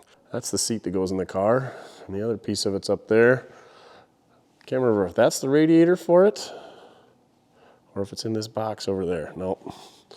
There's the radiator over there and the seats that go in it. So yeah, let's clean up this mess. We should make a couch out of that 55 Chevy, speaking of seats. Is that what you want? A nice 55 Chevy couch to lay on? Watch this work. How the heck do these things even attach? Should probably chase the threads in all these mounting holes and maybe spray some looby-dooby in there, eh? That'd be a good idea, if I ever had one.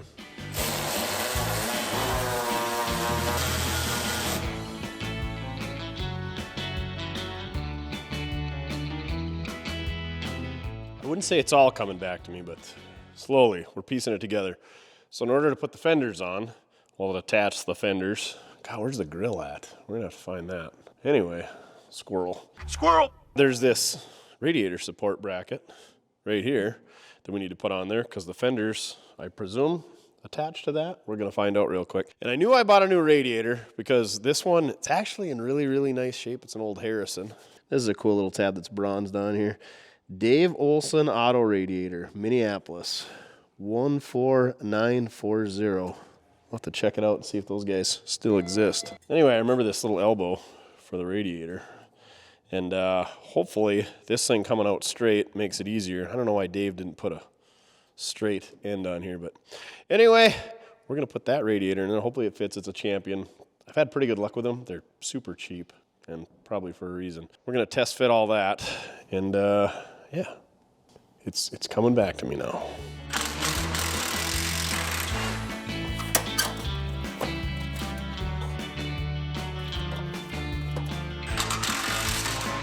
This thing fit in here phenomenally. And you're ready for another tech tip? Go ahead and measure your core. So 17 by 22. And the box this radiator came in should be bigger than that. If it's not, don't ask me how they got it to you. It's probably in pretty tough shape. If you take that box and you trim it out, 17 by 21 3/4, and you go ahead and put that on there so you don't poke your fan through your brand new radiator. No, I've never done that, but our buddy down in Oklahoma, he's got a really nice Model A aluminum radiator for a small block Chevy sitting here that's got a hole in the core that he's like, hey, you want this? You can have it, because he poked a hole in it. So don't be like that guy.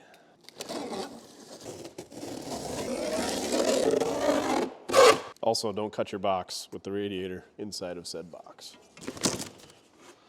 Bada bing, bada boom. Oh, if you're really good, you can leave the script so you can read it, so you can show all your friends you got a champion eBay radiator. What are the odds that we poke a hole in both sides? Probably pretty good. Let's cut one out for that side too.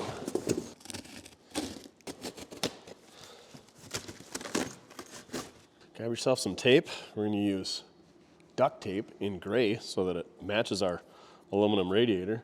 Or you can use painter's tape. Don't use electrical tape, you know, because it's a radiator. Get some HVAC ductwork tape. Oh boy, I don't know if we're gonna put it up here because we'd have to slip it behind there. And I don't know how we're gonna get it back out of there. If we don't, we'll put a hole in it for sure, won't we? We'll figure it out. We always do. Shouldn't even need any tape. Also, remember to take this out before you drive your car, or you're gonna have some eating issues.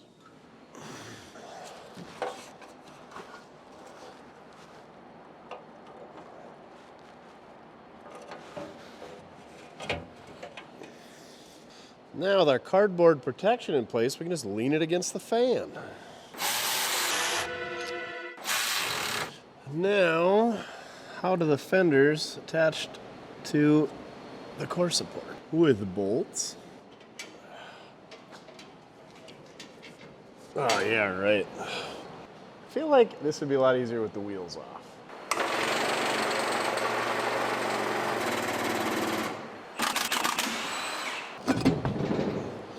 Oh, so much more room for activities. So many activities! There's 2 holes. What a deal. All right, I gotta take a step back and look at this thing. It's been sitting in the corner for years without a front clip on it, so it looks a whole lot cooler with a radiator in it and one fender on it. Just look at that. God, how can you not love a 39 Chevy? Imagine how cool it's gonna look once we get the grill in it and the hood on it.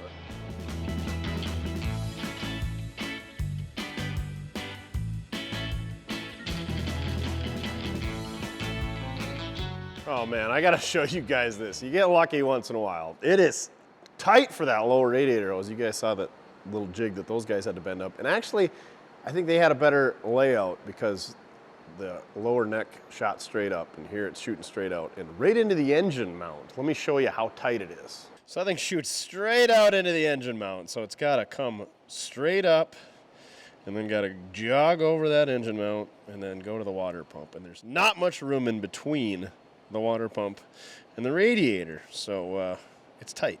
But look at this. This is a 202/42 Gates for a Tri-5 Chevy, and it's just about perfect. It's gonna be tight down there on that engine mount, but we're gonna make it work because we ain't gonna use no flexi hose, and I don't think a flexi hose would fit in there. So yeah, your worthless information of the day. You got a small block Chevy and a 39 Chevy. Get yourself a low radiator hose for a Tri-5, and it'll probably fit. And if we had side engine mounts instead of front mounts, we'd have all kinds of room and this would fit perfect and it wouldn't even get close to the mount. And I'm thinking a Tri-5 upper will be just about perfect as well. I'd like one of these that went straight up, and then it would work perfect. It's a bit of an angle, but we'll get it figured out. That's gonna be the easy one. Also, the fan runs towards the bottom end of the radiator. It'd be nice if we had a Zips water pump riser or some type of water pump riser to move it up and center it, but the old 265 should run nice and cool with the low horsepower rating. Oh, check that sweet mama out. Fits in there just right. It's a little tight on the mount, but we can put a spacer in there or something to rub on so that it doesn't rub through itself, but pretty dang good, I would say. For the top, we got this 204/16 Gates. It's for a 65 GTO, but I'm positive that it's the same as a Tri-5 Chevy as well, because GM use the same stuff, but we're gonna have to cut that down just a little bit this way.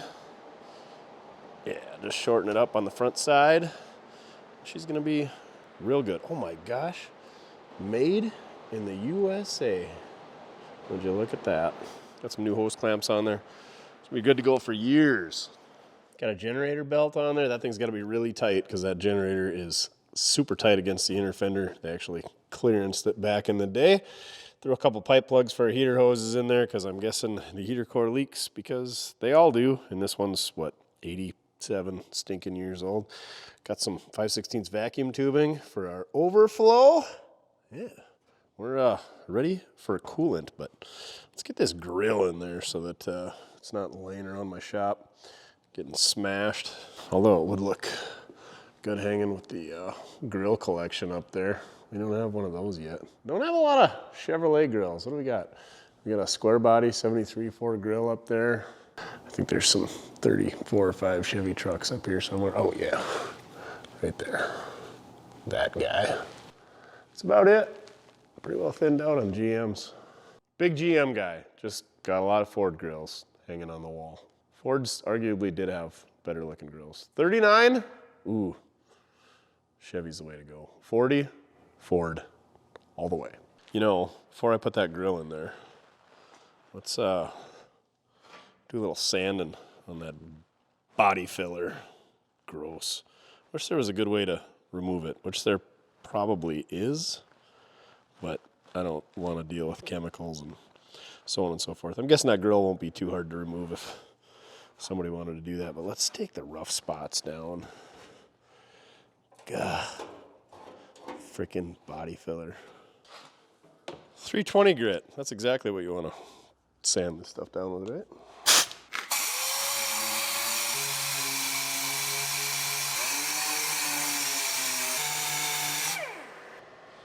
No, we're messing around. We're going right to the 80 grit. Oh yeah, now we're making progress. I don't know about progress, but we're getting rid of some of this body filler real fast. Hopefully after 40 years of sitting, it's cured up.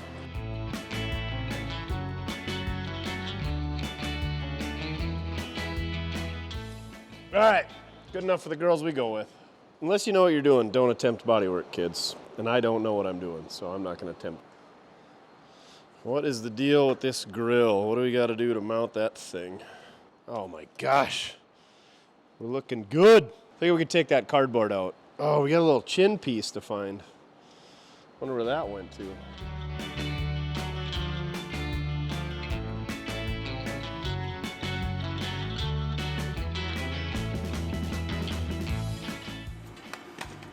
Phew. That was a lot harder than it looks. Okay, maybe it wasn't, but 3 years ago when we got the car, I feel like the grill was not in there because I cannot find the hardware, so it's a little bit of work finding that. It was special hardware, not your standard hardware. But anyway, we got her back together. Let's get the chin in there. I think there's a valance that goes on the back side, but I don't know if we're gonna put it in there because it might deflect air. We'll see. Oh, now you're gonna come out? Okay, sounds good. Here we go. The chin is installed.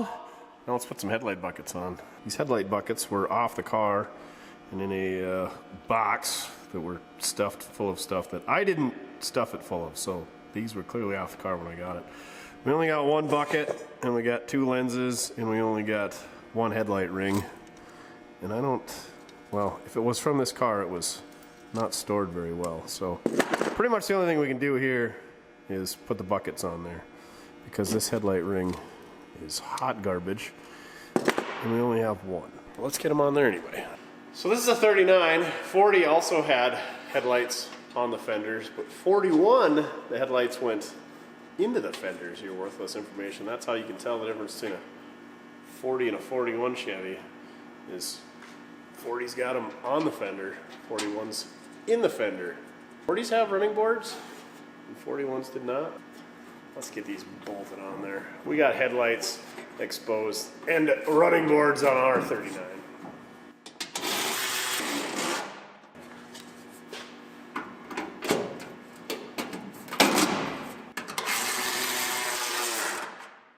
Dug through my stash and I found a headlight trim ring. I don't think that's for this car. So we can at least set this together. The old tilt ray headlamp by Guide. Is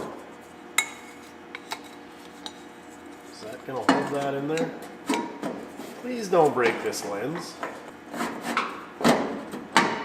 Well, it's just gonna kind of rest in there for now, because without the bucket, or the whatever that piece is called, it's not gonna sit properly.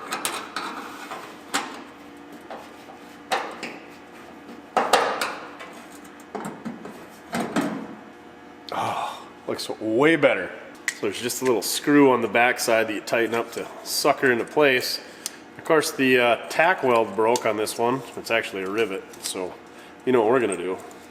Tack weld it. Now, if we were concerned about getting this car on the road permanently, I would suggest converting to a seal beam style light, but for video purposes, we're just gonna make it look good and put some lenses on there.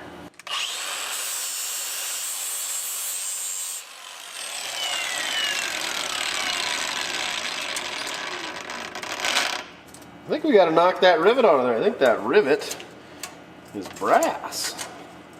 And I don't think it's gonna weld very well. I also don't think this rusty screw is gonna come loose.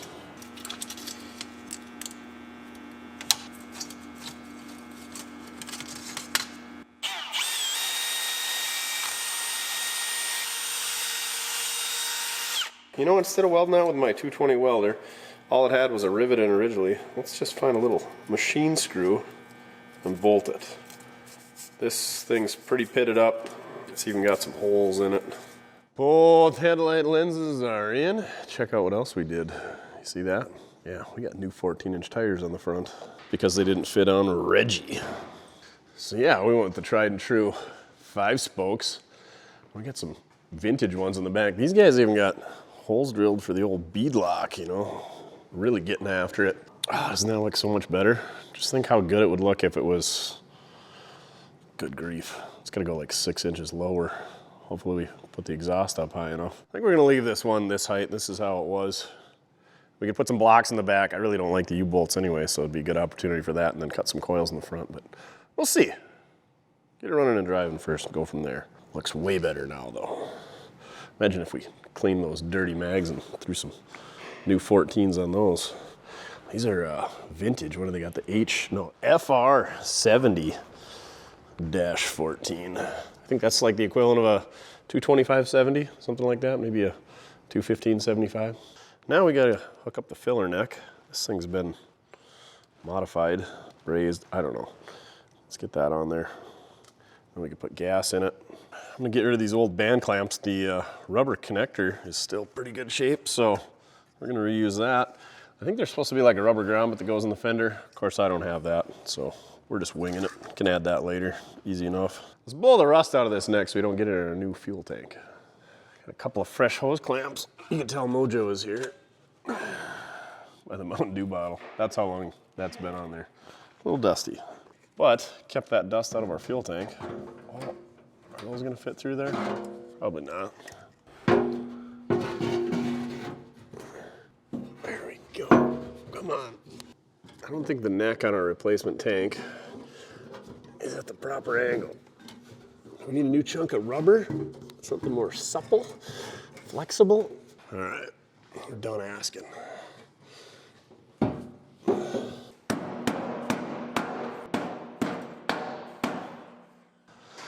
Whew.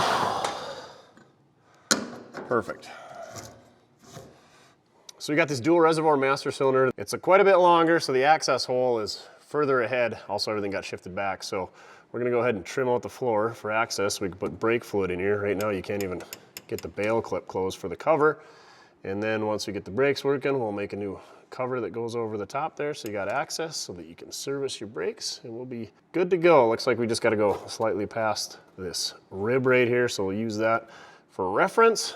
So we'll set the car down, drill a hole from the top, hopefully not vent our cover here, and we should be good to go. All right, what are we working with here? Some terrible old carpet. Ooh, that stuff's brittle. Hey, a key. Is that for the ignition? Must be a spare. No, that ignition does not work. What do they got? Oh, just a push button. Yeah, we'll cross that bridge. Oh, there's the ignition. So this looks like the factory carpet. Unfortunately, it's pretty rough. Ugh, gross. Yeah, we're just gonna get rid of that. It's not really functioning as sound deadening or anything anymore. It's more of just a carrier for the hantavirus.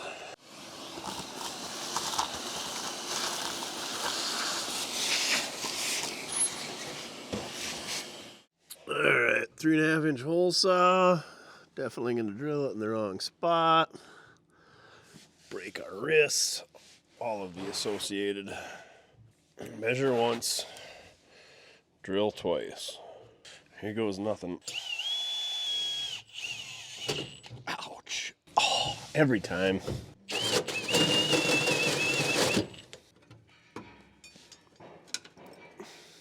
We definitely made the hole big enough. Now we just got to tie these two holes together and put some fluid in there and do some bleeding. Two kinds of bleeding. Bleeding brakes and bleeding our knuckles from getting cut on these floor pans.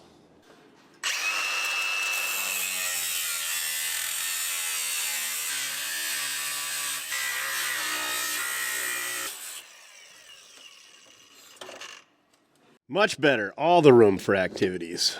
So many activities. Now we just gotta get that thing topped off and we'll be ready to start bleeding some brakes. Probably should have done that while I had the wheels off, huh? Oh well. A little brake fluid on the old dirty mags ain't gonna hurt, is it, Duff? He says we'll be golden. God, those are so much better than those terrible things. See how bad I could spill. That's one thing that sucks about these below floor pan master cylinders. It cleans up your firewall, but it makes it a lot harder to check your fluid levels and add fluid. You gotta peel up the carpet usually. Good thing we don't have to worry about carpet. Next debacle, got all the air out of the brakes. I reverse bled them because it's just easier that way. So if you don't know what that is, take my syringe and I put it in the bleeder and then I push it up into the master cylinder. That way you know there's absolutely no air in there. So I did that on all 4 brakes and I got a little bit of resistance, but it's not good brakes. They don't feel good. So did a little digging and I've seen this before. It always happens with these kits. There's not enough adjustment to get enough force on that pedal. Enough travel, I should say, not force. So this push rod on the top is what was in there.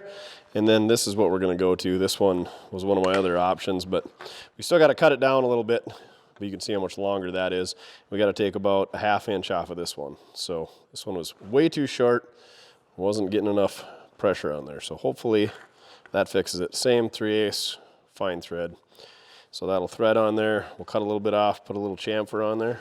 Should be good to go. And we should have just as much or more adjustment than we had before.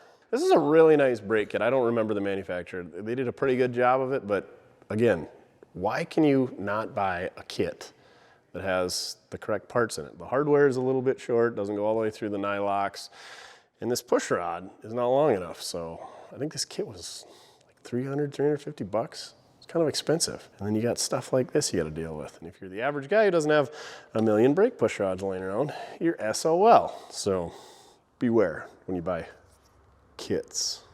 If you run into this situation, you can just get some 3/8 rod and then just cut some threads on it and then cut it to the length.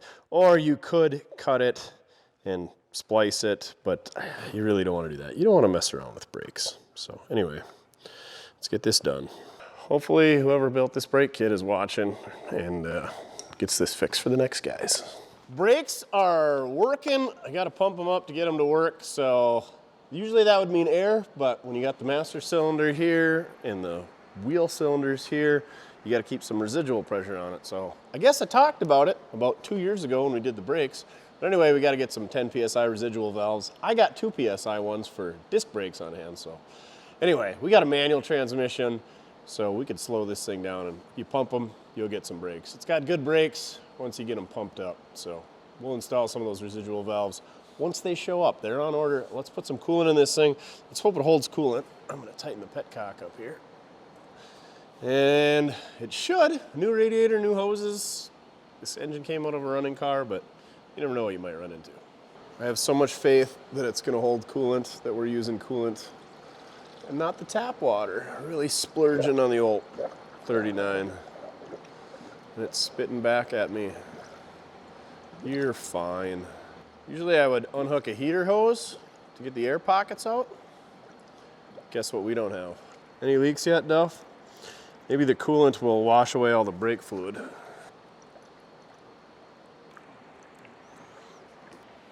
No leaks, Duff says. Let's fire this thing up, check for leaks, and then we're gonna go ahead and see if we can't hook up the fuel tank, get it sucking fuel on its own.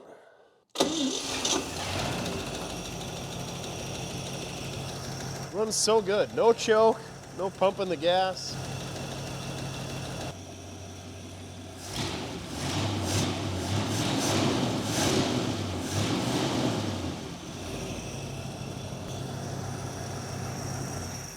We know it's running good. We know we got fuel in the bowl. Let's go ahead and put some fuel in that fuel tank and then hook up our line from our fuel tank to our fuel pump and see if we can get it to pull some fuel from the fuel tank. Let's hope for no leaks back here. Really, everything's new except for the filler neck. I can hear it hitting the tank, so it's going past the filler neck. You could have been putting gas in this whole time instead of making me do it. All right, here we go. Let's see if it'll pick up some fuel on its own.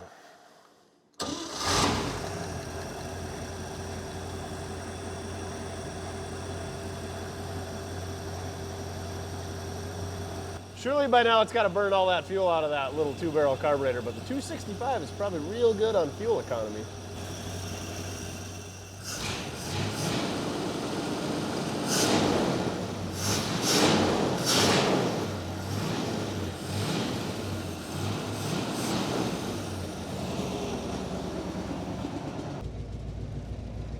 I'd say we're in the clear. We've got 30 pounds of oil pressure at idle.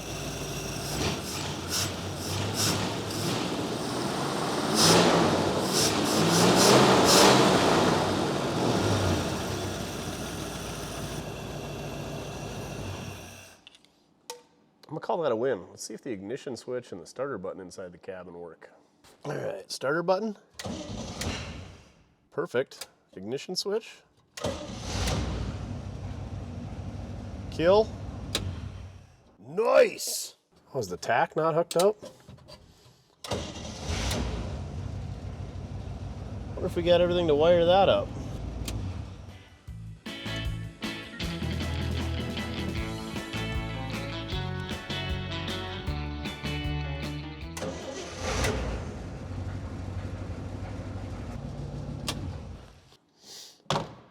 No luck making the tack work. Son of a biscuit. So I was digging around this thing and I found the Stuart Warner instructions printed in USA to a 66. So February of 1966 when these instructions are for. And the only thing I'm missing is this ground that goes from the distributor to the sender. Otherwise it's just 2 wires going from the sender. But I think there's a battery inside this sender, and obviously being from 1966, it's probably bad. So that'd be super cool if we could get the tack working. Got a little wiring diagram going on in there. What's that? Oh, there's an adjuster in there. Oh shoot, no way we're gonna fix this now. For service, see your local dealer. Wonder where my local Stuart Warner dealer is at. I wanna get the bumper on this thing and I can't stand all this green paint, so let's go ahead and clean that up. And we're gonna, I don't know, it's like a really dark blue. I got some black, so we're just gonna blend that in there. Call it good, throw the bumper on, and this thing will look a lot better. In my opinion, these cars do require a front bumper. Some guys run them without the front bumper. Not for me. We're gonna do a real bang up job of prepping this right here. A little Amazon overspray protection. Not my best work, but at least it's not obnoxious seafoam green anymore.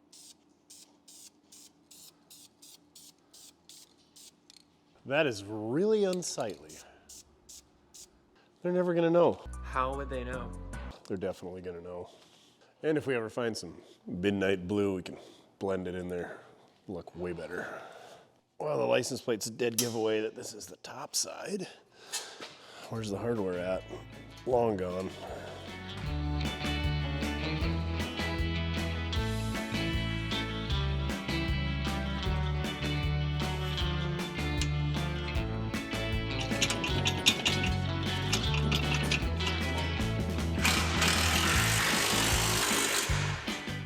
I just think it looks way better having a bumper on these cars. There's kind of a void down here below the, I don't know, these vents up here. And if guys don't clean that area up, it really looks terrible. But I think these cars just need a bumper. I think it'd be even better if a guy had a splash pan or a rock guard that went over the top, kind of seal that area off. It looked pretty good. Anyway, yeah, I know the black doesn't blend in very well, but once we wash the car, it'll be a lot less noticeable than the green. That is for sure. Let's see if we can't take a little scuzz off these 5-spokes while it's up in the air. They've been in storage for a while. I don't even know where these came from. I've never had them on a car. Well, nothing that I ever drove. Made in Japan. The old RD wide steel, whatever. Bridgestone. It just seemed like the right idea to do. Clean these things up when it's in the air instead of doing it on the ground on your hands and knees. Work smarter, not harder, kids.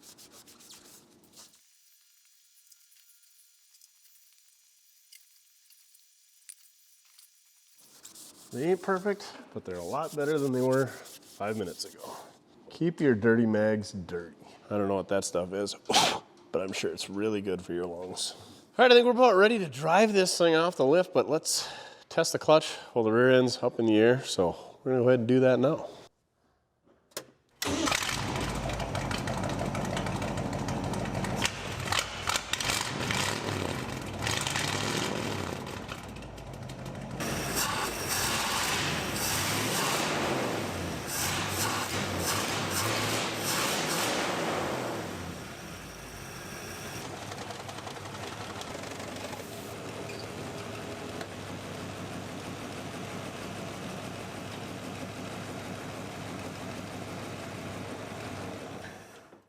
Let's see if we can get this thing to move on its own for the first time in 50 plus years.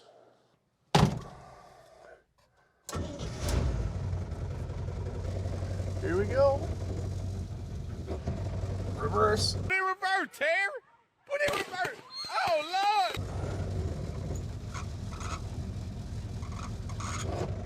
Brakes.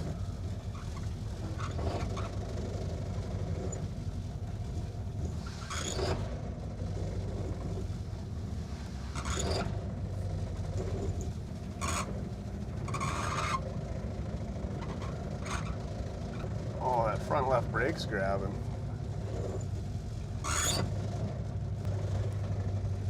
Whew, touchy. I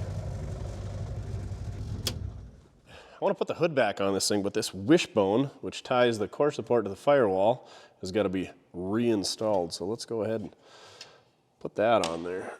One side of this rod's got a little bump out. I don't think it matters in our application, but I'm assuming with the 6-cylinder, it would have went around the oil bath air cleaner in 1939, which should have been on this side of the engine, right? I don't think it matters, but that's the way it would have been in the original application. You want to crawl underneath the dash, Duff, and put these on there so I don't have to lay in the mouse poop? Fine, I'll do it. Well, these aren't so bad, especially without the glove box in the way. Driver's side's gonna be a little bit more difficult with the gauges in the way. Let's see if a battery clears this thing. Oh, she's gonna be tight, and of course it's the positive terminal. Don't touch. Oh, it's good. Originally the battery was underneath the floor, and those suck for access, so glad they moved it up here. All right, let's get a hood on this thing. These gull wing style, or whatever they call them, hoods are a bit difficult to install, especially by yourself. I think there's 2 mounting holes here, 2 up here, and 2 on the cowl. Don't scratch the paint.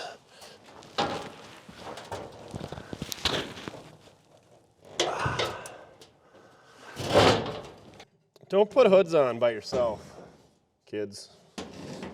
At least get somebody to watch and make fun of you.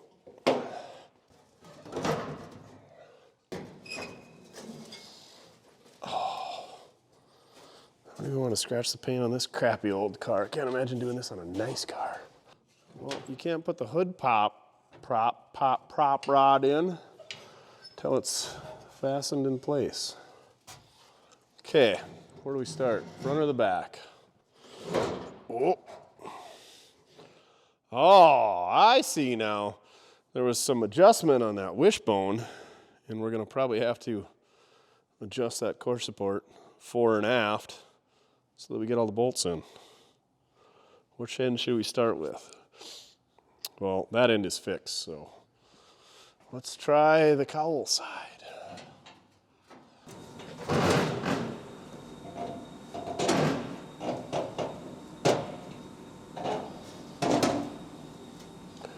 Oh, I bet that prop rod's caught on something.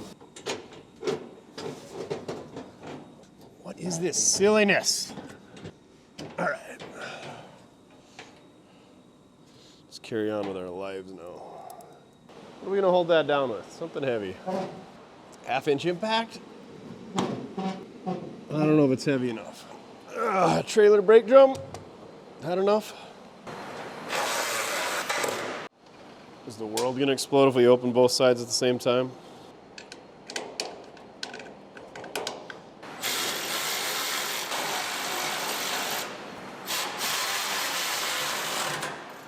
All right, hood installed. Let's lube up those piano hinges quick.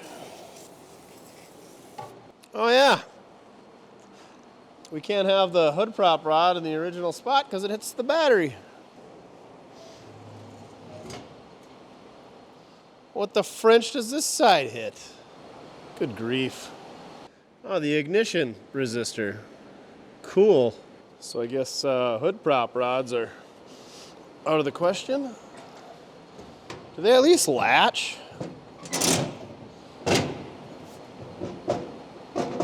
I would say so.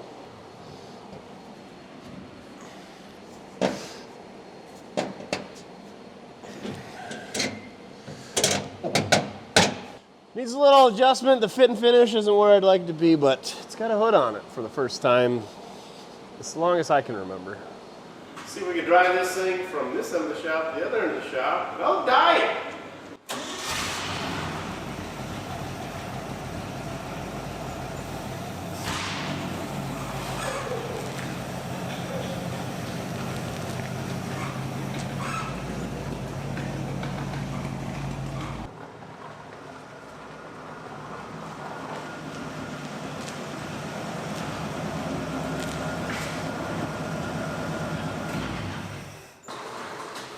Oh, we made it. Nobody died. Made it to the back side of the shop. Let's get this thing horsed up. I can already tell the paint on the hood is not that good. I'm a poet, didn't even know it.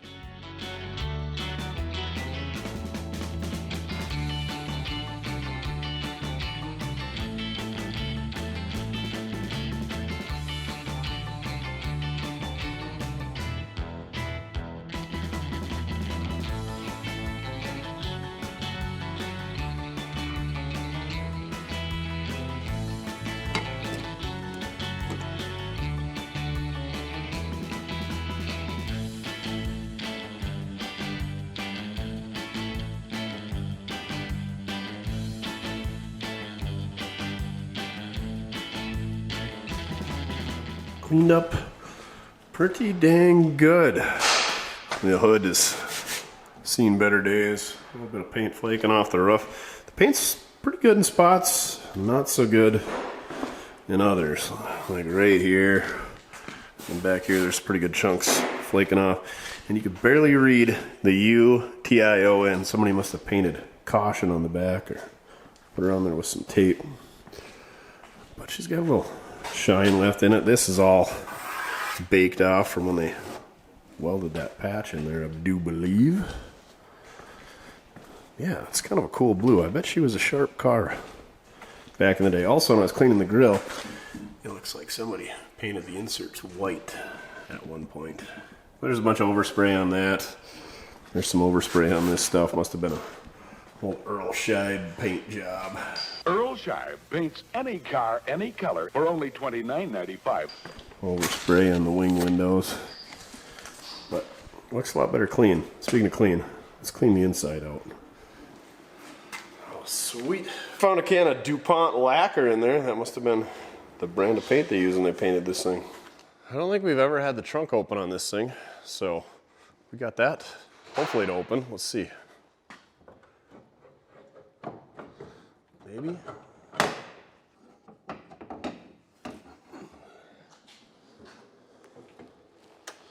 Oh, good. The trunk shock's in excellent condition. We can't get this to turn, so the tumbler must be locked. What kind of goodies we got back here? 1/2-inch Craftsman 12-point 1/2-inch drive chrome socket. Lid for our paint can. Ooh, what's this old belt? The Modak belt. National Products Incorporated, Denver, Colorado. Ew. Ew. What's this? Breaker bar? Part of a breaker bar. It's knurled on the end. All right, nothing good back here. Let me show you what we did find. I believe this is an early 153 tooth flex plate for a small block Chevy. And then a 168 tooth flywheel for a small block Chevy. Clutch inspection cover. And then I don't know what this clutch is off of, but it's kind of neat. That's the flywheel, but the ring gear is attached to the clutch. So I don't know what the heck that would have been. So comment down below if you know what that flywheel and clutch setup fits. It's strange. I've never seen a ring gear on the actual clutch. The old tool tray here is where all the dirt sits and they rot out. It looks like it's been previously repaired in a couple of spots anyway. A little rust over in the corners. Otherwise, pretty decent. Spare tire, lowest spot, dirt sits, water sits, solid. And then of course, those are those old repairs that they were doing where the fender mounted. Looks like the gas welded it and then never finished welding it. So that needs some wrapping up. And then a little rot over in the corner there.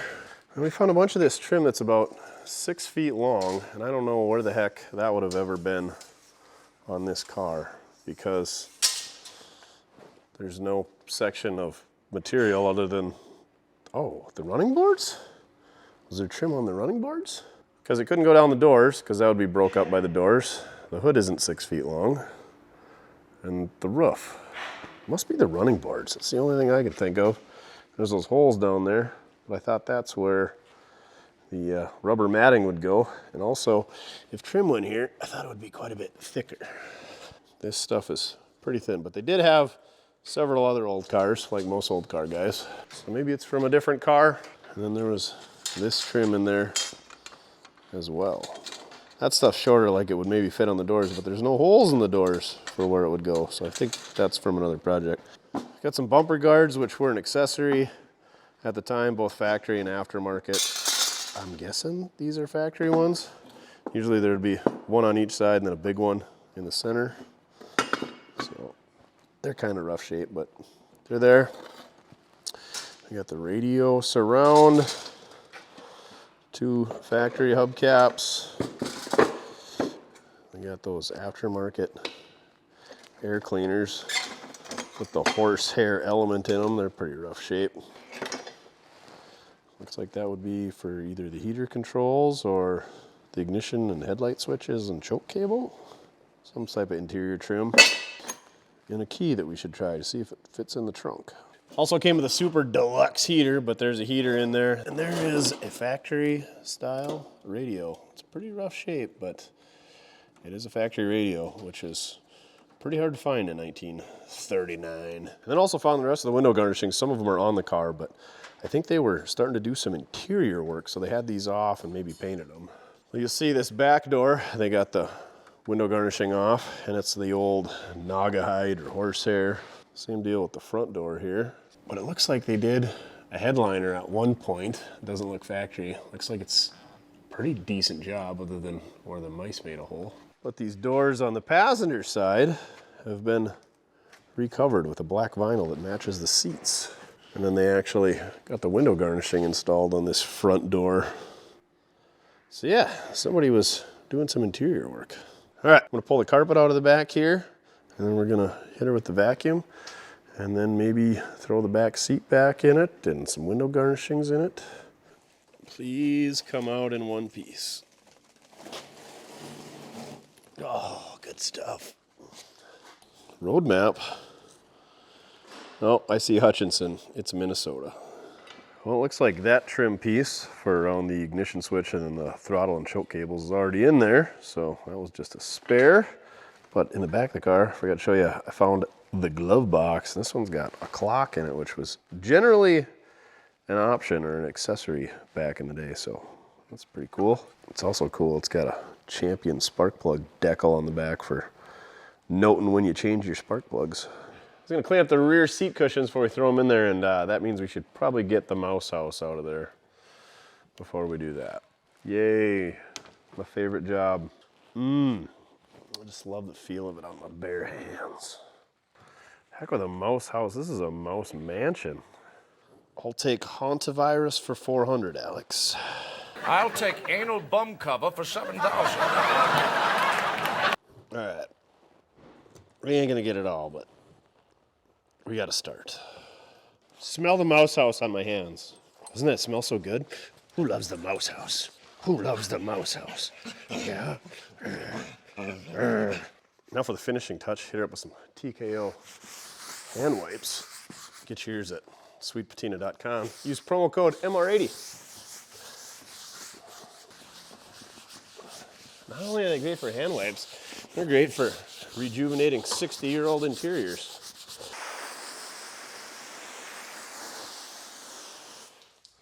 There you go, good as new. Let's see how these TKO wipes work on these nicely refurbished vinyl door panels. What do you think, Duff? If nothing else, the inside's gonna smell real good, which is the opposite of what you like. I know. Ooh, it's thick down there.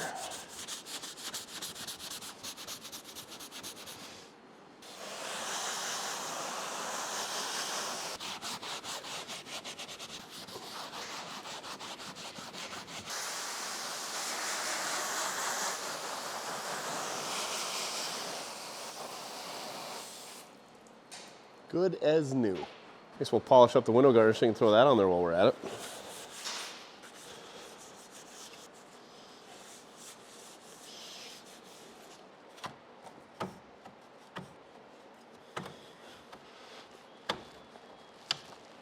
Oh man, if I ever get this in there, I don't think we're gonna need any hardware to hold it in place. That's a tight fit. Maybe that's why it wasn't installed. Now there's hardware that goes in the top and on the ends here, which I don't have. And I don't think that's gonna fly out of there. Just don't slam the door, especially when they shut this nice. Shuts great. Window even goes up and down really nice. Never mind that bluish tint from the paint job. Cool. Since we don't have the key for this trunk and we don't want to be climbing through the back seat, which is now installed, we're going to go ahead and gut this latch. Usually they stay shut pretty well with gravity. And this way we can store more parts in it and open and close it. I cannot believe how nice a lot of this hardware comes out for a knocking on 90-year-old car. There's a pretty cool sticker up in here. Air Training Command. Surely there's a story behind that decal. Well, would it work if we just didn't bolt the center in? Let's give that a whirl.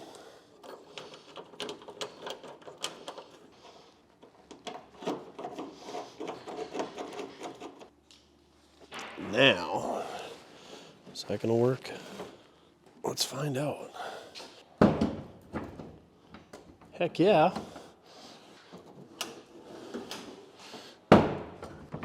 Latched, unlatched, latched, unlatched. Very nice. Really nice. Let's see if this thing will make it from the back of the shop to the front of the shop. We're put on the lift. I got some residual valves. We're going to install those. We're going to check the diff, the transmission, do a few things on the 2-post lift. So let's see if we can't get this thing in the snow, in the ice, not die, smash it up, all the things. Well, it does start good. Not reverse.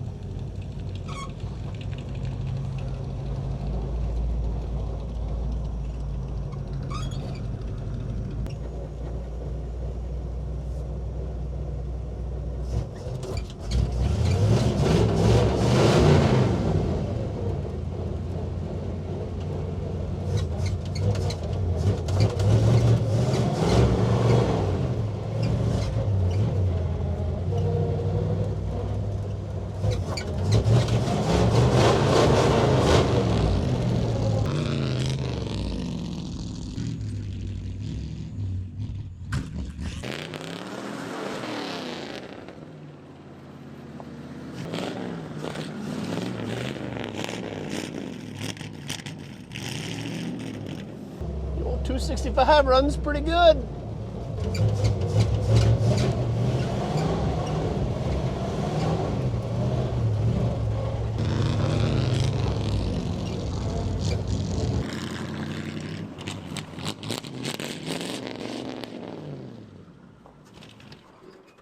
Wah, wah, wah.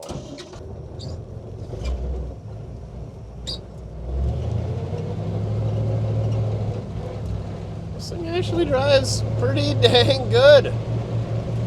Steering wheel is a little loose. I wonder if that's the nut on the steering wheel. Steering is nice. I like that exhaust. It's just loud enough to let you know it's there. Quiet enough that it's not terrible in here. What a little carpet for some sound deadening. See how hard it is to shift and catch second. You gotta wait for the straightaway. Oh, who are we kidding? The 265's got all the torque. Just go right into second.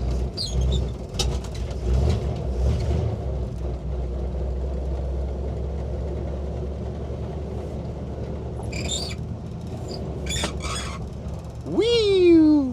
So much torque. I wonder how old those tires are. They were probably built at the Stonehenge factory. 30 pounds of oil pressure. Temp isn't climbing up. I'm guessing that old Stewart Warner gauge probably still works, but maybe not.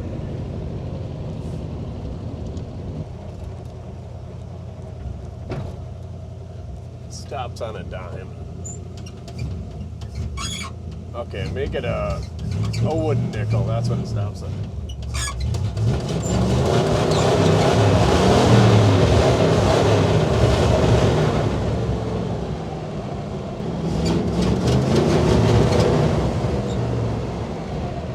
That exhaust sounds way better than it should for being straight pipes on a stock 265.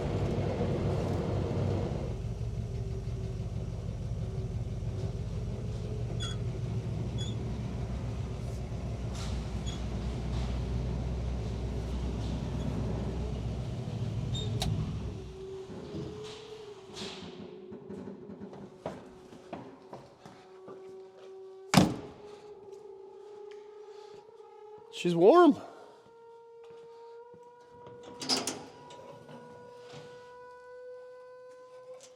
Let's pull the radiator cap off and see what happens. Maybe it needs a fan shroud or to put the fan in the center of the radiator. That might help. Just kidding. Put some electric fans on it. That'll fix it. Successful first test drive. Didn't smash it. Didn't wreck it. It's only at like 210, so it's not that hot. Also don't remember if there's a thermostat in it, but I don't think it matters. Unless it's restricting flow. It's going through the radiator too fast, so it's not cooling down. I don't know. We'll find out. Got the 39 up on the lift. Put a couple of Wilwood 10 PSI residual valves, so that should keep just enough pressure on our wheel cylinders. One for the front circuit, one for the rear. Yeah, brakes actually are all new, so they feel pretty good other than you got to pump them up a few times. This will keep that pressure out so you don't have to do that. Brakes should be good. I topped off the transmission. Also topped off fluid in the rear differential. This thing should be ready for another test drive. Looks like they put a brace across the top of the frame there for some tube style shocks or hydraulic shocks. I think those could probably be updated. I'm guessing they are Tri-5, 55 to 57 setup, but might have to measure them, get some custom ones. With that being said, there is no shocks on the front of this thing. I presume originally this would have had like a knee action or a friction style shock or maybe an early style hydraulic shock. I'm guessing they make some type of tube shock conversion, and that's what a guy should put on this thing. It's really spongy the way that it is. I don't know, I haven't driven it on the road a ton, but just when it's on the hoist and you grab it with your hand, it doesn't take much to move it. So I could probably use some stiffer springs. I'm guessing they're 6-cylinder springs. It's got a V8 in it now. And yeah, no sway bar, any of that stuff. So that's probably why a lot of guys put, you know, a Mustang 2 or a aftermarket independent front suspension in these things. But anyway, if I were to keep it, which price and availability in the video description, I don't think we're gonna keep this one around. I already got my 39 Ford 2-door sedan that's pretty much just the way that I want it. And if I was gonna do anything with a 4-door sedan, I'd do that 38 Ford, because that one's got a little bit nicer interior and it's kind of untouched. And this one I kind of hate to screw up because it's got a lot of history. But anyway, price and availability in the video description. If nobody buys it, maybe we'll bring it back in and start wiring up the lights and doing a couple of little things to it. And replacement shocks in the rear and some type of tubular shock for the front end would be on the list of things to do. Stuck a cute little chrome air cleaner on there. I kind of wanted to find an original like 55 to 57 oil bath to set on there, but apparently I haven't come across many of those because I don't have one. I had one for like a 283, like a 67 Impala, but that was hitting the fuel line, so you couldn't put that on there, and that's a little bit bigger diameter, not so tall a profile. But anyway, this thing will look good, but I think the original style oil bath would look great from the 57 Chevy station wagon. So yeah, pretty much wrapped up under there. Let's check these brakes out, see how they feel. Also, spent a little time, put the radio cover in there, didn't put the radio behind it, and then I moved the ignition switch from up here down to here, got rid of the throttle, actually hooked up the choke. I doubt it works, I'm sure the cable's stuck. Yep, put the glove box in here, just cleaned her up. How are the brakes now? Oh yeah, way better. There they are. I think we can live with that. I did not bleed them after putting those residual valves in there, so that'll help once that happens. Oh yeah, once you pump it a couple times, it's right there, so that should just be air now. Got our back seat installed. Oh yeah, interior's real nice. I think that is gonna wrap it up on this thing. There's plenty of work to do for the next owner. Tell you what, I paid $4,500 for this thing. We put a new fuel system, new brakes, the front tires are new, it's got wheels, it's got exhaust. It's turnkey, I guess, per se. I wouldn't drive it home, bring a trailer, bring some cash, take this thing home with you. I think that $5,500 is a pretty screaming deal for this thing. Once I've sat on it for a while, we'll maybe drag it back in and do something with it. But that's not gonna happen. One of you folks is probably gonna wanna buy this thing. Go ahead and put the shocks on the front, do a little bit of work, get some gauges working in it, maybe do a Zips water pump riser, paint the floor pans, throw carpet in it. I don't know, wire up the lights. That's definitely what I would do, is get some brake lights working, get some headlights working, get a horn working, you know, all that stuff. Check to see if the generator's charging. There's plenty of things that can be done. We did a pile of work to this car. We bought it in August of 2023. So this is almost a 2.5-year project. We just kind of picked away at it in the background. It's got a brand new radiator hoses. Anyway, price and availability in the video description. Like I said, $5,500. Just come buy this thing. Get it out of my way. Go ahead, go check out this and the other cars we got available at mortske.com. This is a really cool car.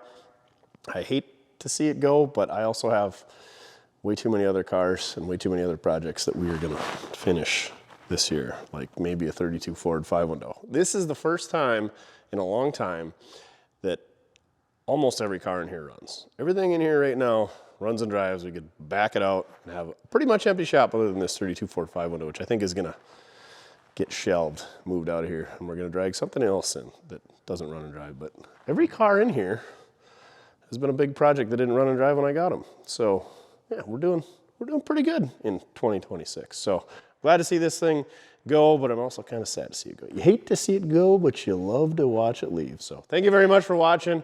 This was a long one. Believe me, Took 2 years. So thank you very much for watching. Go check out the other videos. Go check out mortske.com. Get yourself some merch. Get yourself a project shirt. There's a limited supply left. We got calendars, which are 30% off. The dates listed below. We also got the fresh, if you can't weld good, weld a lot in Mortske Decal. So go on over to mortske.com. Support us. Go check out the other cars that we got for sale. And remember, it doesn't matter how you get it done, so long as you're having fun. This thing's fun. Driving around the yard, put a smile on my face. This was a pretty cool car to get going. Like I said, it's got some sentimental values because my uncle used to have a bunch of 39 Chevy 4-doors. So it's cool to kind of pay homage to his legacy. And who knows, maybe you'll see more of this one if somebody doesn't pick it up. If somebody doesn't pick it up, I want it lower. I want to do the tube shock thing. I want to put a narrower rear end in it so that we can get it lower.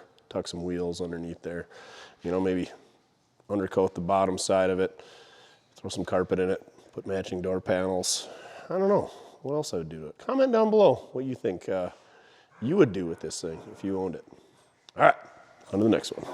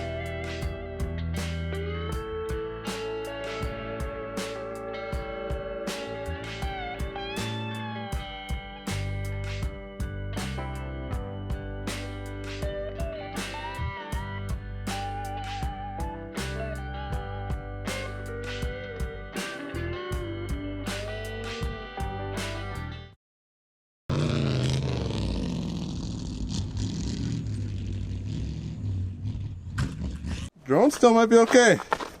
We'll set her down.